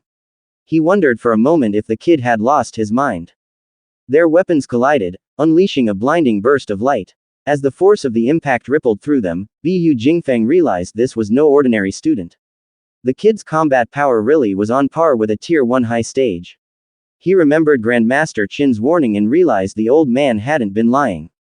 The protagonist pressed his spear forward, his body glowing with a deep red energy. He let out a near shout as he pushed against the enemy's strength, eventually succeeding in forcing Bu Jingfeng back. Bu Jingfeng was thrown back, forced to stab his sword into the floor just to keep from being swept away by the momentum. Bu Jingfeng realized his judgment had been dead wrong. He hadn't expected this much power from a Tier 1 initial stage. He had fought people at this level before, but this boy was different, he was a monster. Pulling his sword from the floor, it ignited with a violet flame. Looking at the protagonist, he remarked that a martial artist's strength isn't measured by power alone. As he spoke, the flames on his blade grew more intense. Recognizing a fire attribute martial art for the first time, the protagonist prepared himself, channeling golden lightning through his spear. Bu Jingfeng moved again. A massive shockwave formed as he leapt, raising his sword high. He yelled out his attack, Flame Slash, AB rank martial art. The protagonist met the strike with his lightning-clad spear. He sensed immediately that this attack was even more powerful than the void-breaking finger, another B-rank move. Yet, he held his ground. Their powers clashed in a massive explosion that nearly leveled the building. As the smoke began to clear, Bu Jingfeng was stunned to realize the protagonist hadn't even used a formal martial art. The boy had blocked a B-rank fire attribute technique using only raw thunder externalization. To Bu Jingfeng, that kind of talent was terrifying. He finally understood why Grandmaster Qin told him to give it everything he had. He spoke again, mockingly saying it was a shame the boy didn't know a thunder attribute spear technique. If he did, the fight might not be so one-sided. But the protagonist just smiled and agreed. It was true, he didn't know one, yet. But what if I add it right now? He asked. In that instant, his lightning-shrouded spear suddenly erupted with fiery energy. He was mixing fire and lightning into a single weapon. Seeing this, Bu Jingfeng went cold with fear. He realized exactly what the boy was doing, attribute fusion. Bu Jingfeng was well aware that different elemental attributes usually repel each other, a fundamental principle known to every martial artist. Drenched in sweat, he struggled to make sense of the situation before him. To him, attribute fusion had always been a mere myth, especially the idea of merging the powers of thunder and fire. Yet, right in front of his eyes, it was undeniably happening. The protagonist's eyes flashed, burning with fire and flickering with lightning, as he lunged forward in a sudden blur. Alarmed, Bu Jingfeng raised his sword, preparing a flame slash to intercept and repel the incoming strike. But before their weapons could even clash, the protagonist unleashed a massive surge of combined lightning and fire from his spear. The blast hit Bu Jingfeng dead on, sending him spiraling through the air. As he flew backward, bloodied and out of control, he realized just how absurd the protagonist's strength truly was. The force was so violent that it smashed through the building's structure, launching Bu Jingfeng completely out of the dormitory. The lightning and fire surrounding the protagonist's spear slowly flickered out. At that moment, a notification appeared. His martial value had increased by 7 points. Standing amidst the settling smoke of his ruined room, the protagonist allowed himself a small smile. He had finally reached the martial value required to become a spirit master.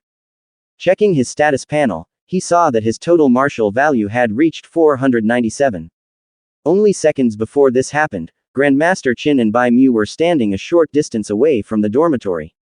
Grandmaster Qin was convinced the fight was over and that Bu Jingfeng had already defeated the protagonist. He had even prepared several arguments to convince the young man to stop trying to master multiple guidance techniques at once, planning to set him straight tonight.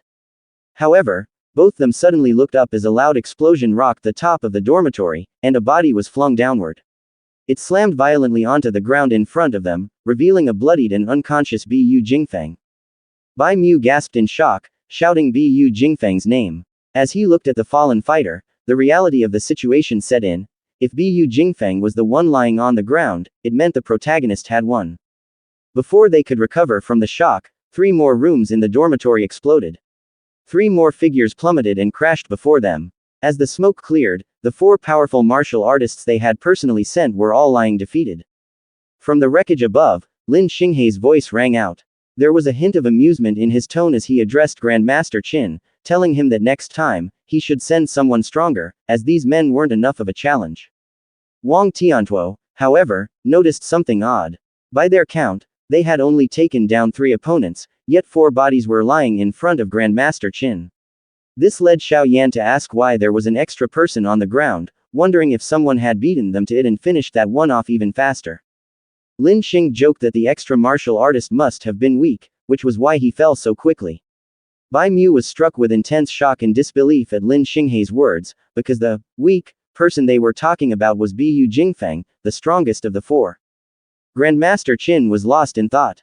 He knew that Wang Tiantuo and Lin Xing were Tier 1 late stage, while Xiao Yan was already a spirit master, so it was normal for them to win. But the protagonist was only a Tier 1 initial stage. Against a quasi-Tier 2 martial artist like Bu Jingfeng, the boy had not only won but had finished his fight faster than Wang Tiantuo and the others. He agonized over how the protagonist had pulled it off. He wondered if the boy was using a top-tier martial skill or perhaps possessed an extraordinary physical constitution. His train of thought was interrupted when one of his subordinates, Lin Zi, came rushing toward them, shouting that something huge had happened. Grandmaster Qin assumed a trainee had accidentally been killed and remarked that such things were normal. Lin Zi immediately corrected him, his voice nearly a shout. He revealed that while fighting Bu Jingfeng, the protagonist had used a fusion guidance technique. Grandmaster Qin finally understood the true reason behind Bu Jingfeng's defeat. The protagonist had successfully utilized a fusion guidance technique. The result no longer surprised him, but in the next heartbeat, his temper flared, and smoke practically billowed from his nose. His energy surged uncontrollably as he gripped Lin Zi's shoulders, demanding he repeat what he said and warning him not to speak such nonsense. Trembling, Lin Zi stood his ground and confirmed everything. He stated that he had clearly seen it on the surveillance footage. The protagonist had combined thunder and fire attribute guidance techniques to take down Bu Jingfeng. He added that if Grandmaster Qin still doubted him, he could check the recordings himself or ask the broken fighter lying on the ground. Struggling to speak, Bu Jingfeng himself whispered a confirmation. It was true, a dual attribute fusion of thunder and fire had been used against him. Grandmaster Qin's emotions reached a boiling point as he repeatedly patted Lin Zi's shoulder in shock. He remarked that the only genius in human history to ever master a dual attribute fusion took 19 years to achieve it. Yet, according to the Star City Association's records, the protagonist had known these 7 guidance techniques for less than a month. To Qin, this was no longer a mere human, it was a monster. At the same time, he wondered if this was a blessing from the heavens, a true dragon finally emerging into the world. Intrigued, Bai Mu asked Grandmaster Qin just how powerful attribute fusion really was. Could it truly allow a Tier 1 initial stage fighter to defeat a Tier 2 martial artist like Bu Jingfeng? Grandmaster Qin explained that in the past, martial artists who mastered attribute fusion were capable of suppressing Tier 2 opponents while still being in Tier 1. Bai Mu then questioned why such a powerful combat method was no longer taught. Even if it was difficult, what if someone actually succeeded in the fusion? Grandmaster Qin clarified that many had tried, but they discovered that attribute fusion was not only nearly impossible to master but also carried a high risk of the user destroying their own body. Furthermore, if they remained stuck in the Tier 1 martial artist realm forever because of the difficulty, the power would ultimately be useless. Radiating an intense golden energy, Grandmaster Qin pointed out that the protagonist had achieved a 2-attribute fusion in less than a month. This meant his comprehension was beyond anything they had ever seen. On top of that, he was cultivating 7 attributes simultaneously. If he could merge all of them, exactly how much power would he wield? In his mind, Qin envisioned that if such a monster continued to grow, a single move from him might one day shock the great emperors of the 10,000 races. Lin Zi shook his head at the comment, suggesting that Grandmaster Qin might be overthinking it. Bai Mu added that merging even 2 attributes was an ordeal, so merging 7 seemed like pure fantasy. Suddenly, Grandmaster Qin calmed down and told them to ignore his earlier loss of control. He worried that if they allowed the protagonist to continue cultivating all 7 attributes at once, he might get stuck trying to fuse a third, delaying his breakthrough. If that happened, Qin Tianli felt he would be a sinner against the human race for hindering such potential. Lin Zi then remembered another vital detail. He suggested the protagonist must possess a special constitution, as his raw strength had surpassed Bu Jingfeng's. Grandmaster Qin was startled, demanding to know why such critical information wasn't shared sooner. Bai Mu explained that while the protagonist's vitality was only at 120 points, he had overpowered Bu Jingfeng, who had nearly 500 vitality. Lin Zi added that a 4-fold gap in vitality should be insurmountable, yet the protagonist had shattered that logic. This level of strength even exceeded the barbarian god body of Wang Tiantuo. Grandmaster Qin concluded that the boy must possess a physique that transcended common existence. In the end, Grandmaster Qin decided to organize a martial arts competition for the following day. He wanted to fully test the protagonist's combat power and vitality value. He planned to pit Wang Tiantuo and his group against the protagonist to see what kind of spectacle would unfold when a monster like him faced the top geniuses of the training camp. Inside the wreckage of his room, the protagonist didn't even bother glancing outside at the destruction. He sat down in silence and pulled up his status panel. Staring at his accumulated points, he focused his mind and decided to dump every single one of his martial value points into his spirit stat all at once. As the process finished, he knew with absolute certainty that he was finally crossing the threshold to become a spirit master. In that instant, a surge of strange energy flooded his entire body, feeling as though it were coalescing into a massive, invisible fist. To him, it felt as if he had suddenly sprouted a third arm, unfamiliar, yet powerful. He let out a soft breath, and just then, a notification pinged. His spirit had reached 100%. He decided to test his new power immediately.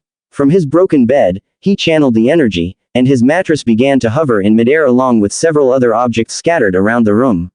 As he watched them float, he reminded himself that he still needed to master Xiao Yan's A-rank spirit martial art and Wang Tiantuo's offensive A-rank martial art. The next morning, Lin Zi's voice boomed across the camp, ordering all students to assemble within 1 minute. He warned them that being even a second late would result in a deduction of contribution points. The dorms erupted into chaos as students scrambled out of their rooms and bolted down the stairs. Some grumbled, wondering if they'd ever get a break. Between the entry assessment, weight-bearing drills, and last night's raid, many felt this training camp was becoming excessively brutal. As the crowd formed outside, the protagonist remained calm, silently observing the group. Standing before them, Lin Zi praised the students, noting that not a single person was late. He gave a thumbs up, admitting he had expected more of them to be too beaten up to move, but they had proven themselves worthy of being called geniuses. Suddenly, one student spoke up to Lin Zi. He argued that he could have won his fight against the Night Raider the previous night, but he was blindsided. He complained that he didn't even have time to put on clothes and that the raider specifically targeted his crotch, which led to his defeat. Lin Zi snapped back in anger, asking the student if an assassin from the all-heaven 10,000 races would wait for him to put on his underpants before attacking. The student tried to explain further, but another student threw an arm around him, jokingly calling him, Brother Underpants, which sent the rest of the group into fits of laughter. The protagonist couldn't help but crack a small smile. He knew Lin Zi had a point. In a real life or death battle, readiness isn't a luxury you're always afforded. Still, he understood why the others were frustrated after such an exhausting 24 hours. Lin Zi spoke again, acknowledging that many of them were still unconvinced of the training methods. Because of this, he announced a new opportunity for them to prove their worth, a comprehensive test scheduled for that day.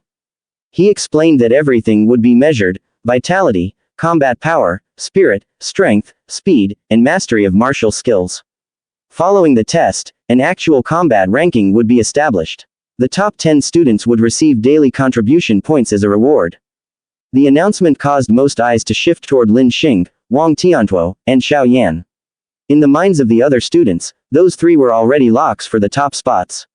Some were happy there were rewards down to 10th place, while others were annoyed that they'd have to break into the elite top 10 just to get a payout. Meanwhile, the protagonist focused on the ranking system. He wondered exactly how significant the reward would be for taking first place. Lin Zi silenced the murmurs and ordered everyone to follow him to the testing area. The scene shifted to a warehouse that had been converted into a makeshift testing ground, featuring a Tier 2 combat power test device center stage. Standing off to the side, Grandmaster Qin scanned the crowd, quietly looking for the protagonist. In his eyes, the boy seemed to be intentionally hiding in the middle of the pack, looking completely unremarkable to the untrained eye. On the other hand, the protagonist noticed a guy next to him whispering excitedly, convinced that Grandmaster Qin was staring at him. The protagonist thought to himself that the guy was mistaken. He knew exactly who the Grandmaster was really watching. Standing on the stage, Grandmaster Qin addressed the crowd, expressing his high expectations for the group. Because of this, he announced a sudden, high-stakes decision. He explained that whoever secured first place in the overall score, calculated from combat power, vitality, speed, and other metrics, would receive an additional reward, an A-rank martial art or movement technique of their own choosing. The students erupted in excitement at the magnitude of the prize. To them, this was no longer just a test, it was a signal for Wang Tiantuo, Xiao Yan, and Lin Xing to go all out. The whispers began immediately as everyone debated which of the three would take the crown. Wang Tiantuo grew serious. He knew that A-rank martial arts were not easily acquired. Even within his own family, only a select few had access to techniques of that caliber. Xiao Yan was equally focused, realizing that winning first place meant the freedom to pick any A-rank skill, a golden opportunity he couldn't afford to waste. Meanwhile, Lin Xing imagined pairing a new A-rank technique with his flying swan starling cloud step. He wanted to prove once and for all that speed was never a useless attribute. The protagonist saw the situation for what it was, a massive opportunity. With an A-rank martial art on the line, he knew he had to give this exam everything he had. As these thoughts crossed his mind, the Grandmaster Qin's intense gaze fixed on him. The Grandmaster was eager to see exactly how deep the young genius's true strength ran. Before long, Grandmaster Qin called Lin Xing to go first. Xiao Yan was slated for second, followed by Wang Tiantuo in third. The students were stunned by the sudden start. They figured that if the three strongest fighters set the bar that high right away, no one else would have the courage to follow.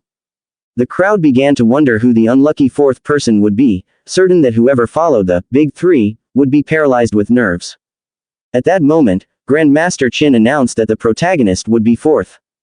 Every head turned toward him. Just as he suspected, he was exactly where Grandmaster Qin wanted him. The students began whispering, quickly identifying him as the very last person to pass the camp entry assessment. One student threw an arm around him, calling him incredibly unlucky, while another asked if he had somehow offended the Grandmaster.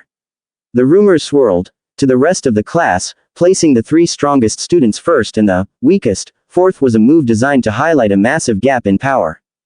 Some even suggested the Grandmaster was doing this intentionally to shame the weaker students into working harder by forcing them to witness greatness up close. In the back of the line, the two guys who held a grudge against the protagonist shared a look and a smirk, convinced that he was about to be utterly humiliated.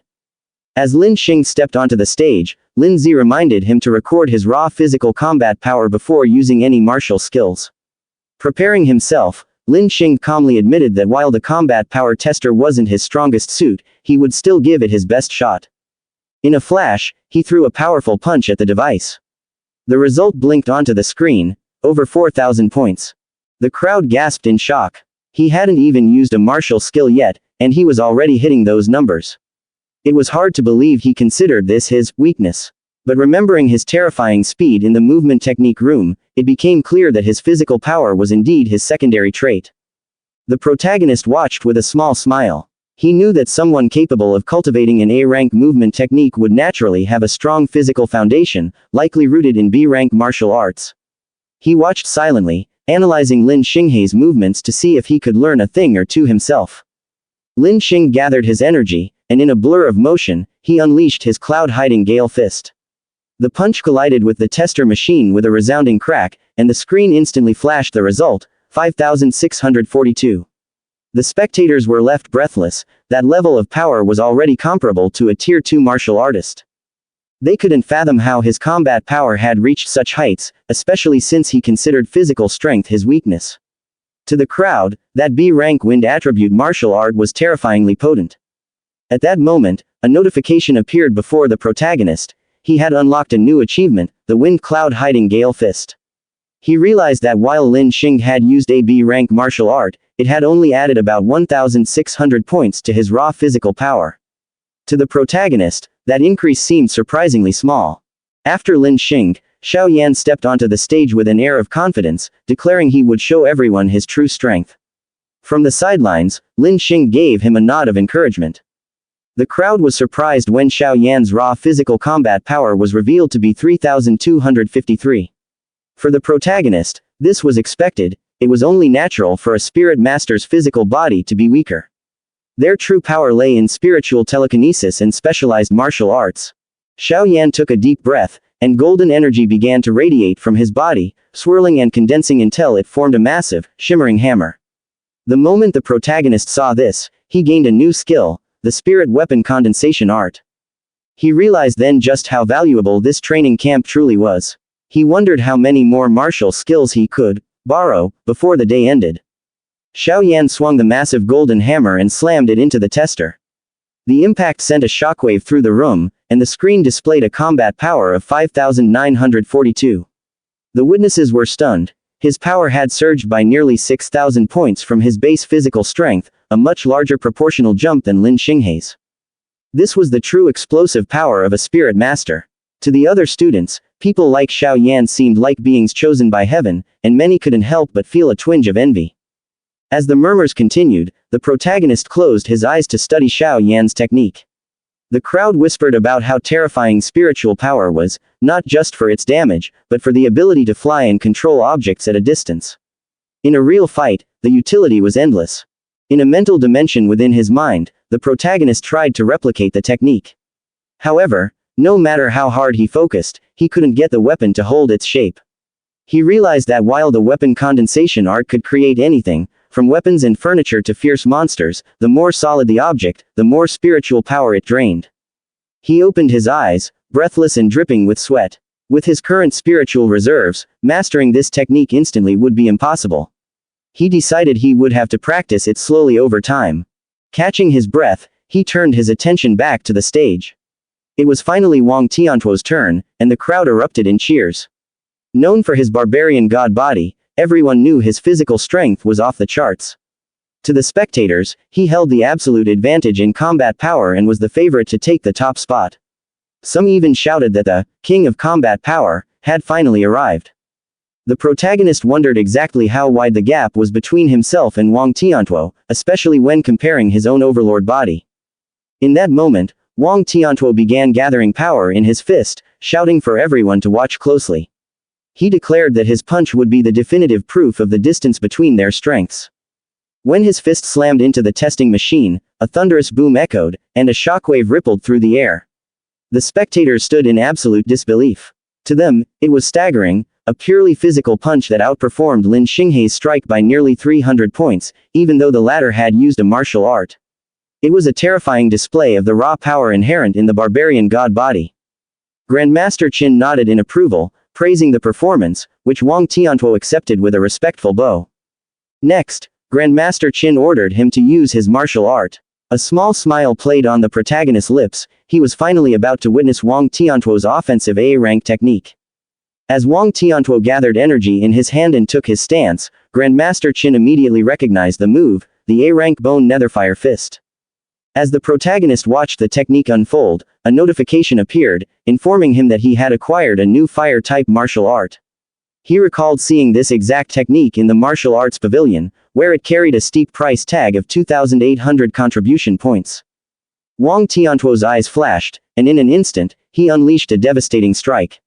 The screen blinked with the result, 7,534.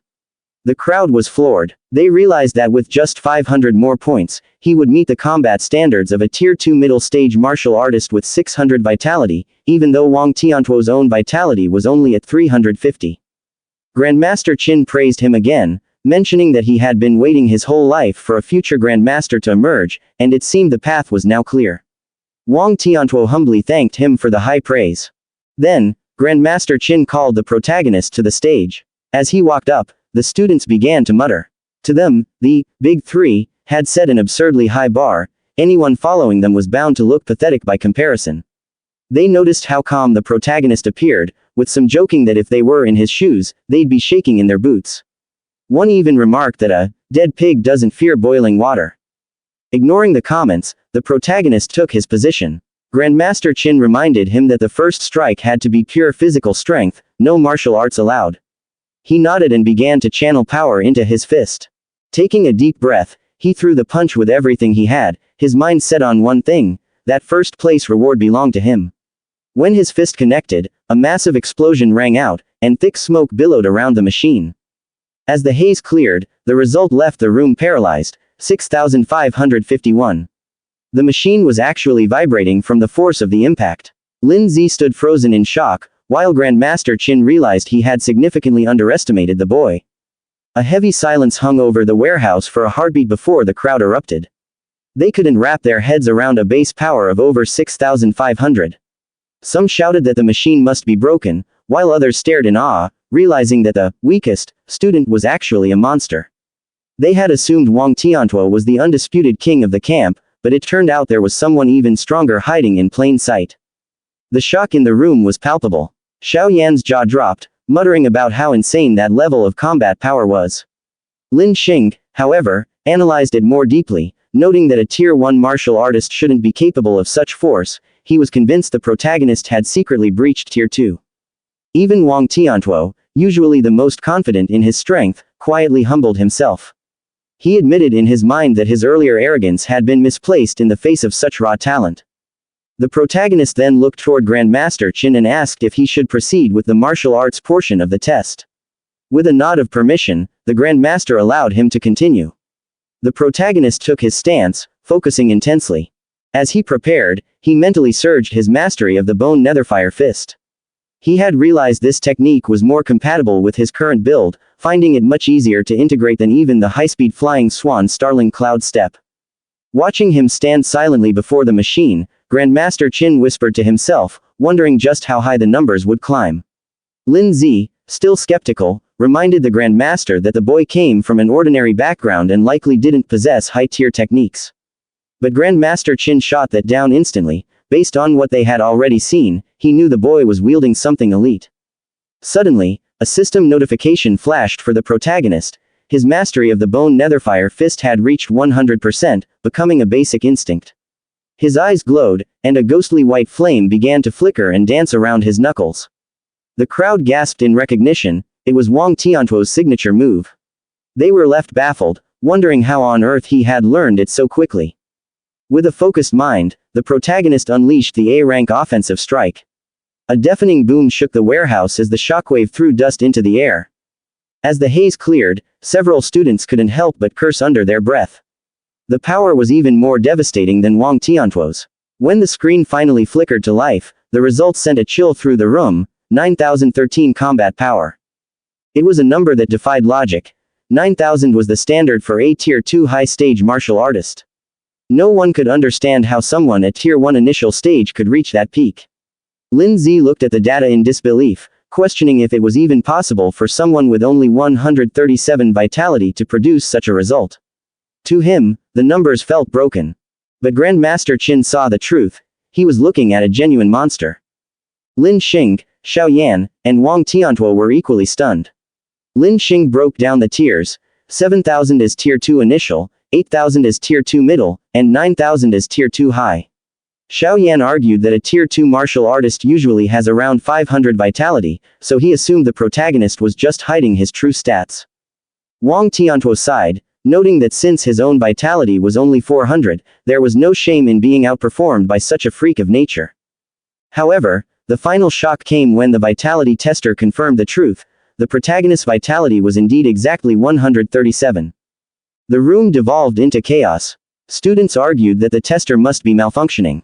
Some insisted they must have misread the screen, suggesting it was actually 1,370 and just missing a zero. But the data was cold and clear: a Tier 1 initial stage martial artist with 137 vitality and 9,000 combat power. It was, by every definition, completely absurd. As the protagonist stepped down from the tester, Grandmaster Qin gave him a lingering look before quickly regaining his composure to address the group. He ordered the students to stop congregating and buzzing about the results. He announced that the pleasantries were over. It was time for the practical combat tournament ranking to begin. Grandmaster Qin detailed the rules. The competition would operate on a challenge system. Participants could handpick their opponents, and the last person standing, whom no one dared to challenge, would be crowned number 1 and claim the coveted A-rank martial art. As soon as the words left his mouth, Lin Xing stepped forward, openly challenging the protagonist.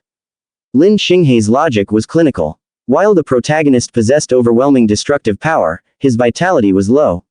Lin Xing planned to leverage his superior movement techniques to dance around the attacks, bleed the protagonist's stamina dry, and eventually secure a win through attrition.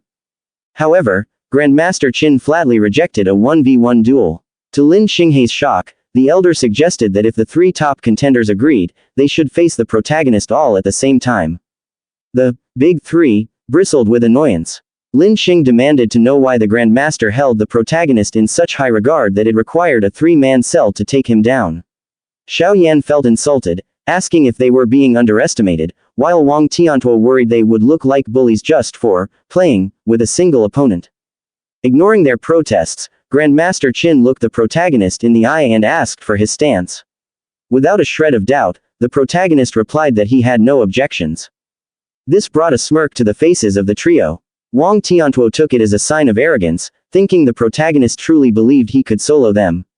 Lin Xing was equally dismissive. In his mind, he could drop the protagonist alone, extra help was just a formality. The 3 lined up, and Grandmaster Qin gave the signal. The battle had begun. The trio lunged forward in a coordinated strike, with Lin Xing leading the charge. Grinning, he planned to deliver a cloud-hiding gale fist and immediately retreat, drawing the protagonist's focus so he could flank him. He was certain that with his flying swan starling cloud step, the protagonist would never be able to track his speed. But as they closed the gap, Xiao Yan suddenly screamed a warning of imminent danger. Wang Tiantuo followed up, shouting for Lin Xing to dodge immediately. Lin Xinghei's heart skipped a beat. He hadn't even noticed that the protagonist had vanished from his line of sight and was already behind him, winding up a devastating punch. The fist was inches from his face, a silent goodbye from his opponent. However, at the very last millisecond, the protagonist's fist jerked to a halt right in front of Lin Xinghei's nose. Using that split-second reprieve, Lin Xing scrambled away, leaping back to regroup with Xiao Yan and Wang Tiantuo. Landing breathlessly, he thanked Xiao Yan for the save. He realized then that the protagonist's speed was unnatural, and he warned his teammates to stay on high alert. On the other side, the protagonist noted that his strike had been halted by Xiao Yan's spiritual telekinesis. It was his first time feeling the invisible tug of another's will on his movements, and he didn't like it. He locked eyes with Xiao Yan and decided the spirit master had to be the first to go. In a blur of motion, the protagonist charged. Xiao Yan's eyes widened as he recognized the technique, the flying swan starling cloud step. Wang Tiantuo grew visibly worried, while Lin Xing was left in utter disbelief, wondering how the protagonist was pulling off his signature move. He even questioned if the protagonist was actually a fire attribute user. Wang Tiantuo realized the protagonist likely possessed dual attributes.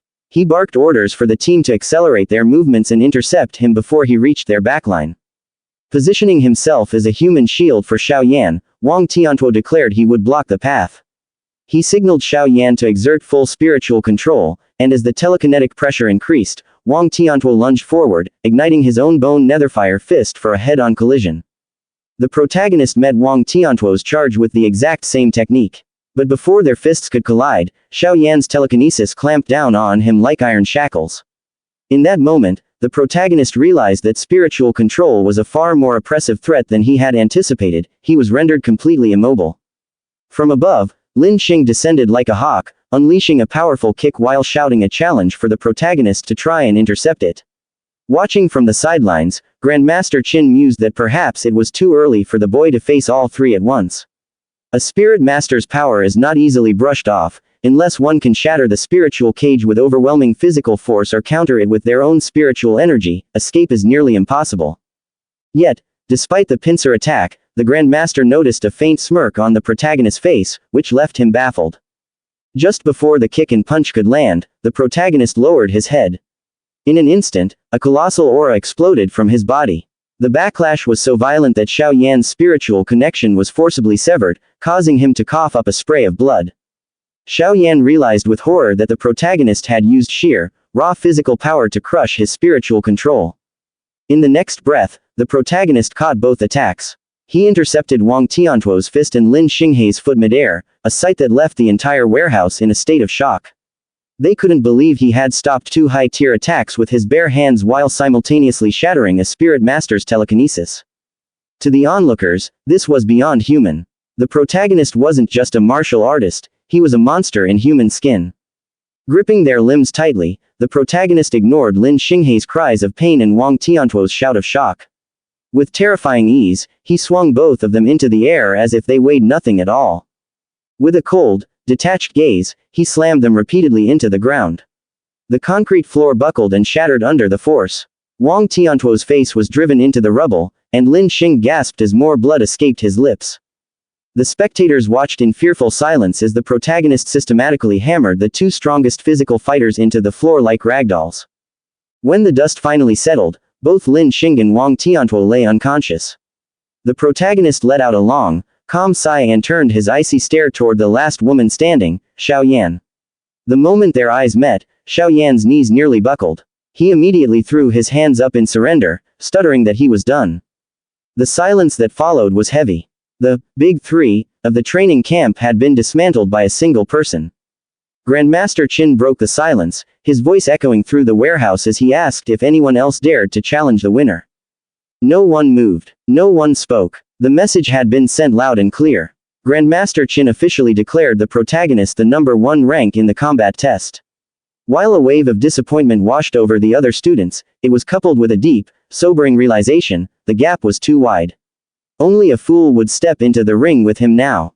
Grandmaster Qin confirmed the victory and reminded the group that rewards were still available for the 2nd through 10th spots. He turned the remaining matches over to Lin Zi, leaving the students to fight for the scraps while the new king of the camp stood undisputed. After acknowledging the protagonist's victory, Grandmaster Qin invited him to follow him to the martial arts pavilion to claim his hard-earned reward and choose a high-level A-rank technique. The protagonist smiled to himself, already calculating how much more powerful he would become with another top-tier skill in his arsenal. As they walked, Grandmaster Qin broke the silence. He confessed that he had been watching the protagonist since he first stepped foot in the training camp. He noted that while most students were desperate for attention and praise, the protagonist seemed to do everything in his power to stay under the radar. He asked, with genuine curiosity, why he chose to hide his light. The protagonist answered with grounded honesty: he had neither a powerful family nor political influence. In a world like theirs, standing out too early without a safety net often turned a genius into a target. Grandmaster Qin chuckled, clearly impressed by the boy's maturity. He explained that he had specifically structured the tournament to benefit the protagonist, aiming to funnel more resources his way. He told him that in this world, resources naturally gravitate toward the elite, and the strong only get stronger. You don't need to hide anymore, the Grandmaster assured him. I will personally back you. Let's see who dares to lay a finger on you under my watch. The protagonist bowed respectfully, acknowledging the weight of such a powerful endorsement. Upon arriving at the martial arts pavilion, the staff was visibly startled to see someone of Grandmaster Qin's stature.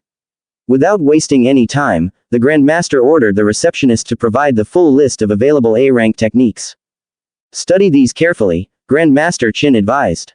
Don't rush. If you have questions about any of them, ask. Taking advantage of the offer, the protagonist asked the Grandmaster which type of martial art would best suit his current physical state and existing skill set. Grandmaster Qin didn't answer immediately. Instead, he asked the protagonist to list every technique he had already mastered. The protagonist complied, naming off the Bone Netherfire Fist, Flying Swan Starling Cloud Step, Cloud Hiding Gale Fist, Void Breaking Finger, and several lower-tier skills. Grandmaster Qin froze. He knew for a fact that the Flying Swan Starling Cloud Step and Cloud Hiding Gale Fist weren't in the pavilion's inventory. A look of realization, and sheer disbelief, crossed his face. "Don't tell me," he began, his voice dropping, "did you learn those just by watching Lin Xing use them once during the test?" The protagonist didn't say a word, he simply offered a small, knowing smile and a slight nod. In that moment, Grandmaster Qin's composure completely fractured. He stared at the young man, his mind reeling. He had seen many geniuses in his long life, but the person standing before him was something else entirely. He wasn't just a talented student, he was a natural force of nature, a true monster among men. The receptionist watched Grandmaster Qin with growing curiosity, unable to fathom why such a prestigious figure would personally escort this youth to select a martial art. She couldn't help but wonder about the true identity and potential of the protagonist standing before her. Scanning the available techniques, Grandmaster Qin noted that since the protagonist already possessed offensive and movement skills, it was time to branch out into control-type martial arts. He suggested a technique called the Flame Cage, an A-rank art that condenses fire spiritual chi into a blazing prison to trap and neutralize opponents. He explained that while offensive arts simply require channeling chi through a weapon or the body, control types demand the external release of energy, a feat most Tier 2 martial artists struggle to achieve. Even though the protagonist was only at the Tier 1 initial stage, the Grandmaster remained confident that his innate talent would bridge the gap. To help him decide, the Grandmaster offered a demonstration of the skill he had mastered long ago. After the protagonist expressed his gratitude, a small spark ignited in the Grandmaster's palm, quickly expanding into a shimmering cage of fire right before their eyes. He emphasized that control techniques are invaluable in battle, as trapping an enemy within the flame cage creates the perfect opening for a lethal strike. However, he warned that maintaining the cage while simultaneously attacking is incredibly taxing, mentioning that even he didn't master that specific coordination until reaching Tier 3. Hearing the sheer difficulty involved, the protagonist shook his head and politely declined, opting to avoid control-type techniques for the time being in favor of something else. This cautious response took Grandmaster Qin by surprise. He expected the typical arrogance often found in young geniuses, yet here was a protagonist who actually listened to reason and recognized his current limits. To the Grandmaster, this level of maturity signaled a truly limitless future.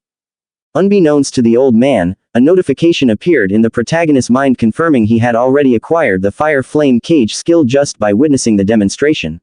Even though he had technically learned it, he kept his secret and returned the manual, asking for help finding a different path. Re-evaluating the list, the Grandmaster agreed that since control wasn't the priority, a defensive martial art would be the most logical next step. He pointed out an A-rank Earth attribute technique known as the Thick Earth Armor. This skill uses Earth's spiritual chi to manifest a suit of battle armor over the user's skin, granting immense protection. The protagonist immediately saw the synergy. Combining this magical armor with his already formidable physical constitution would make him nearly untouchable. He readily agreed to follow the Grandmaster's recommendation. Suddenly, a thought seemed to strike Grandmaster Qin, and he turned to ask about the protagonist's specific constitution. The protagonist answered directly, revealing he possessed the Overlord body. He knew this was among the elite tier of the thousands of existing physiques and secretly hoped the revelation might entice the Grandmaster to offer even more high-level techniques. He waited in silence, watching closely for the old man's reaction. However, the reveal didn't go as planned. Grandmaster Qin looked puzzled, admitting he had never heard of the Overlord body in any records. The protagonist let out a small laugh, sheepishly explaining that it was just a name he had come up with himself. To the Grandmaster, it seemed this was a unique, undocumented constitution. Regardless of the name, he noted that the protagonist had easily blocked a full-force strike from Wang Tiantuo, who possessed the legendary barbarian god body. He marveled at the sheer power of this overlord body, noting he had never seen a Tier 1 martial artist reach such an absurd level of strength. Their conversation was interrupted by the ringing of the Grandmaster's phone. Clearly annoyed by the intrusion, he answered sharply, only to hear Bai Mu on the other end. Bai Mu reported a shocking detail from the contribution system. During his earlier battle, the protagonist had never taken off his training weights. Stunned, Grandmaster Qin turned to the protagonist and asked if it was true that he fought Wang Tiantuo and the others while still weighted down. The protagonist calmly confirmed it, explaining that removing the vest would have stopped him from earning contribution points. Grandmaster Qin struggled to maintain his composure, realizing he wasn't looking at a human, but a total monster. He told the protagonist to stop worrying about points for now, promising that if he passed the upcoming training camp challenges, he would be rewarded with plenty of martial arts. He then ordered the protagonist to finally take the vest off. As the protagonist started unbuckling the gear, the receptionist stepped forward to help, offering to return it to the warehouse. When the protagonist warned her it was heavy, she brushed it off, boasting that as a Tier 2 martial artist, she could easily handle it. However, the moment she tried to lift the vest, her face went pale and her grip failed. The gear slammed into the floor with a deafening thud, shattering the concrete beneath it. Staring at the wreckage, she gasped and asked how much the thing actually weighed. The protagonist replied nonchalantly that it was 5 tons. Grandmaster Qin stood in silence, trying to process the logic. A Tier 1 initial stage fighter carrying 5 tons of dead weight had systematically dismantled 3 Tier 1 late-stage geniuses. It defied all common sense. He walked over and threw an arm around the protagonist's shoulder, calling him a little monster, and announced he had a specific A-rank technique in mind for him. When the protagonist asked for details, the Grandmaster explained that since the protagonist was a spear user, he should seek out Grandmaster Zhang Lin of Yang City. Zhang Lin possessed the A-rank Thunder Spear art, a technique legendary for its destructive power. His plan was to take the protagonist there to challenge Zhang Lin's top student and seize the technique as a prize. The protagonist hesitated, suggesting that such a direct challenge might be in poor taste. But Grandmaster Qin scoffed, explaining that Zhang Lin brought it on himself by constantly insulting the Star City training camp as trash. This was about settling a score. He told the protagonist to go back and get some rest, as they would be departing for Yang City first thing tomorrow morning. Seeing the fire in the old man's eyes, the protagonist simply nodded and agreed. By the time evening rolled around and the protagonist returned to his quarters, the training camp staff had already tidied his room. It wasn't long before a series of mental notifications flashed before him, confirming he had acquired several new techniques: the Fire Scorch War Fields, the Soul Capture Art, and the Thick Earth Armor. Settling into a meditative stance, he began to manifest a faint crimson aura. His goal was clear: he would spend the night honing these 3 martial arts, determined to reach at least a basic level of proficiency before the sun rose. Meanwhile, in his private office, Grandmaster Qin was far from resting. He placed a call to Grandmaster Zhang Lin, bluntly telling him to have the Thunder Spear arts ready. He announced his intention to drop by the following day with his student to challenge Zhang Lin's dojo. On the other end of the line, Grandmaster Zhang Lin scoffed, telling the old man to stop wasting his time. He bragged that the Yang City training camp had produced a wood spirit body genius who had already reached Tier 2. Furthermore, this student had mastered the external release of spiritual qi in just 2 days using the A-rank wood prison technique. As he spoke, his student, Lin Chunfeng, stood before him with eyes closed, gathering a vibrant green energy. Opening his eyes with a shout of wood prison, a mass of thick vines erupted from his palms, snaking across the room. However, the manifestation quickly faltered and dissolved into nothingness. Dejected, Lin Chunfeng's shoulders slumped, admitting he had failed yet again. Grandmaster Zhang Lin approached him with a patronizing pat, reminding him that control-type arts aren't learned overnight and shouldn't be rushed. Undeterred, Lin Chunfeng confidently claimed that with just 1 more month, he would reach the basic level. Grandmaster Zhang Lin made sure Qin heard this over the phone, mocking him by pointing out that it took him 3 months to do the same. He boasted that his student was a freak of nature and that whoever Qin brought along wouldn't stand a chance. Grandmaster Qin roared back in frustration, but Zhang Lin simply hung up with a smirk. He then turned to Lin Chunfeng with a specific instruction: when Qin's student arrives, don't crush him instantly. He told him to hold back, pretend the match is close, and win by a hair just to let the old man keep some shred of his dignity. Watching the green glow dance in his hand, Lin Chunfeng nodded, fully confident in his skills. The following afternoon, the protagonist found himself soaring through the sky alongside Grandmaster Qin toward Yang City. He was wide-eyed with awe. He never imagined he'd experience flight in such a literal, breathtaking way. Upon their arrival at the Yang City training camp, they were met by Grandmaster Zhang Lin and his entourage. Zhang Lin greeted Qin with a smirk, asking to see this prodigy he had heard so much about. Grandmaster Qin introduced the protagonist as a Tier 1 initial stage spear user, just like Zhang Lin himself. The protagonist offered a polite, respectful greeting. Grandmaster Zhang Lin stared in disbelief, asking if Qin had finally lost his mind. To him, a Tier 1 initial stage fighter was hardly a treasure worth showing off. He couldn't wrap his head around how a Tier 2 could fight a Tier 1 without it being an immediate slaughter. He wondered how Lin Chunfeng was supposed to pretend it was a fair fight. For Lin Chunfeng, he realized this was going to be a true test of his acting abilities. Unbothered by the skepticism, Grandmaster Qin walked right up to Zhang Lin and demanded they start the match immediately. He didn't want to linger, noting they still needed to make it home in time for dinner. The scene shifted to the Yang City training camp martial arena, where the protagonist stood before a massive crowd of students, flanked by Grandmaster Qin and Grandmaster Zhang Lin. Whispers rippled through the stands as students scrutinized the genius from Star City, wondering just how much power he actually possessed. Some couldn't help but snicker, joking that they hoped he wasn't weaker than they were. Stepping forward, Grandmaster Zhang Lin formally introduced the renowned Grandmaster Qin Tianli to the assembly. After the students offered their respectful greetings, Zhang Lin gestured to the youth beside Grandmaster Qin, identifying him as the challenger from Star City. However, he added with a hint of poorly concealed disappointment that the boy's cultivation was only at the Tier 1 initial stage. The revelation sent a shockwave of disbelief through the crowd. The students struggled to understand why someone at that level would have the audacity to issue a challenge. A few scoffed that Lin Chunfeng, a Tier 2 martial artist, could easily crush the protagonist with one hand. Others mocked the protagonist's nerve, debating whether to praise his courage or insult his sheer arrogance. Meanwhile, Lin Chunfeng himself was troubled. Hearing that his opponent was only at the Tier 1 initial stage made him uneasy. He began to worry about how he would have to hold back just to make the fight look competitive before eventually claiming a victory that felt meaningful. Grandmaster Zhang Lin addressed Grandmaster Qin, announcing that if any of his students could defeat Grandmaster Qin's disciple, he would personally reward them with an A-rank martial art. To him, such a prize almost felt like an embarrassment given the mismatched levels. Turning to the protagonist, he made a different offer. If the boy managed to win, he would be allowed to choose another A-rank martial art in addition to the Thunder Spear arts.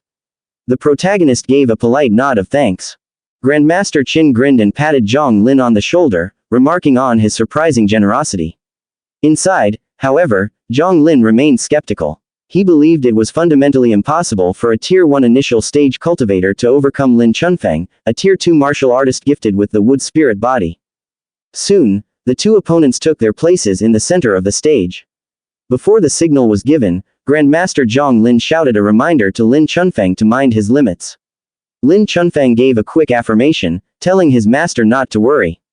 Lin Chunfeng drew his sword and took a serious stance, though his mind was still racing with thoughts on how to choreograph the fight. He knew that ending the match in a single move would look bad for everyone involved. Pointing his blade at the protagonist, he asked why the protagonist wasn't reaching for his spear, as he knew he carried one. The protagonist remained calm, simply stating that he didn't intend to use it for the time being. In truth, the protagonist was slightly frustrated. The only spear technique he knew was a basic one, far weaker than his cloud-hiding Gale Fist or the Bone Netherfire Fist. Relying on the spear now would only put him at a disadvantage. Lin Chunfeng's brow furrowed at the response, accusing the protagonist of being overconfident. He told the protagonist he had misjudged the situation entirely. In a blur of motion, he lunged forward, shouting that he wanted to see exactly where that confidence came from. Lin Chunfeng leapt into the air, his entire body radiating a vibrant green energy. He channeled the power into his sword and unleashed a heavy downward strike. The impact cracked the arena floor, but the protagonist was already gone, having evaded the blow with the flying swan starling cloud step. The protagonist reappeared directly behind Lin Chunfeng, catching him completely off guard. Lin Chunfeng realized then that the protagonist was proficient in an A-rank wind attribute movement technique. Instead of being deterred, a grin spread across his face as his interest in the fight sharpened. He moved again with blistering speed, declaring that a mere movement technique would be useless against him. He gathered green energy in his palm and, as he clenched his fist, he triggered the wood prison. Instantly, thick vines erupted from the ground, coiling around the protagonist's leg and locking him in place. The protagonist recognized it immediately as a control-type martial art. He wasn't panicked, though. He remembered Grandmaster Qin mentioning how rare and difficult these techniques were to master, which confirmed that Lin Chunfeng was indeed a true genius. Rather than looking for a complex way out, he decided right then to rely on his raw physical strength to break free. Before the protagonist could even exert his full strength, the vines binding his leg unexpectedly withered and vanished. He was briefly surprised, as the constraint had dissolved in less than a second. Seizing that moment of hesitation, Lin Chunfeng lunged from above, shouting that even a second of immobilization was enough to secure his next strike. The protagonist, however, remained unfazed. He began channeling energy into his fist, a move Lin Chunfeng noticed instantly. The speed of the gathering power was alarming. Lin Chunfeng realized the punch would land long before his own attack could connect. Reacting quickly, he manifested a wood escape barrier to intercept the incoming blow. But the sheer force of the protagonist's punch shattered the wooden defense like glass, sending Lin Chunfeng spiraling through the air. In that moment of flight, Lin Chunfeng realized his opponent's power far exceeded his expectations. The boy wasn't just strong, he was moving with terrifying ease. The audience of students stood frozen in disbelief. They couldn't wrap their heads around how a Tier 1 initial stage cultivator could break an A-rank defensive technique used by a Tier 2 martial artist. To them, the protagonist's raw power felt less like a human's and more like that of a prehistoric beast. Watching from the sidelines, Grandmaster Qin chuckled and asked Grandmaster Zhang Lin what he thought of the display. Zhang Lin remained stubborn, countering that raw strength alone wouldn't be enough to take down Lin Chunfeng and telling Qin to keep watching. Before Lin Chunfeng could even hit the ground, the protagonist blurred forward to deliver a devastating kick. However, his foot passed through nothing but an afterimage. Though momentarily surprised, the protagonist immediately sensed Lin Chunfeng's presence behind him, readying a counterattack. Lin Chunfeng smirked inwardly, reminding his foe that he wasn't the only one who had mastered an A-rank movement technique. Lin Chunfeng's strike slammed into the floor, creating a violent shockwave, but the protagonist evaded it once more. Still unable to land a solid hit, Lin Chunfeng arrogantly told the protagonist to just give up. He admitted the boy was strong for a Tier 1, even suggesting that if they were at the same level, he might actually lose. When the protagonist raised his hand, Lin Chunfeng smiled, assuming it was a gesture of surrender. His smile vanished instantly when the protagonist grinned back and snapped a flame cage into existence, trapping Lin Chunfeng within a searing ring of fire. Lin Chunfeng was shaken to his core. He found it impossible to believe that a Tier 1 initial stage martial artist could master a control-type technique of this caliber. He tried to stay calm, rationalizing that the boy couldn't possibly maintain the cage for long and that he simply had to wait for the flames to flicker out. The two grandmasters were just as stunned, with Zhang Lin shouting in shock. He demanded to know how a Tier 1 student could possibly master the flame cage, calling the situation completely absurd. Noticing that even Grandmaster Qin looked surprised, Zhang Lin asked if he was even the one who taught him that move. When Qin didn't immediately answer, Zhang Lin pressed further, questioning how a student he thought was wind attributed was suddenly wielding fire. Grandmaster Qin eventually regained his composure, calmly stating that the boy simply possessed multiple attributes and that it shouldn't be such a surprise. Zhang Lin, however, pointed out that the flame cage wasn't weakening at all. Instead of explaining, Grandmaster Qin simply pointed toward the white flames dancing in the protagonist's hand. Lin Chunfeng realized the terrifying truth at the same time. The protagonist was fueling the flame cage while simultaneously preparing a physical assault, a feat of energy control that even Tier 3 martial artists struggled to perform. The protagonist whispered that his hunch had been correct and moved. He charged toward the flame cage with blinding speed. Lin Chunfeng braced himself, raising his sword and conjuring another wood escape barrier to block the path.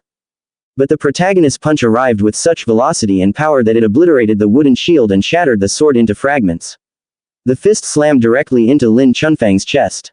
The impact was so violent that Lin Chunfeng coughed up blood, cursing under his breath as he screamed that his opponent's strength was nothing short of a freakish absurdity. The chapter ends here. Watch out for our upcoming uploads. Don't forget to like, share, subscribe, and click the notification bell so you'll always be updated on our future videos.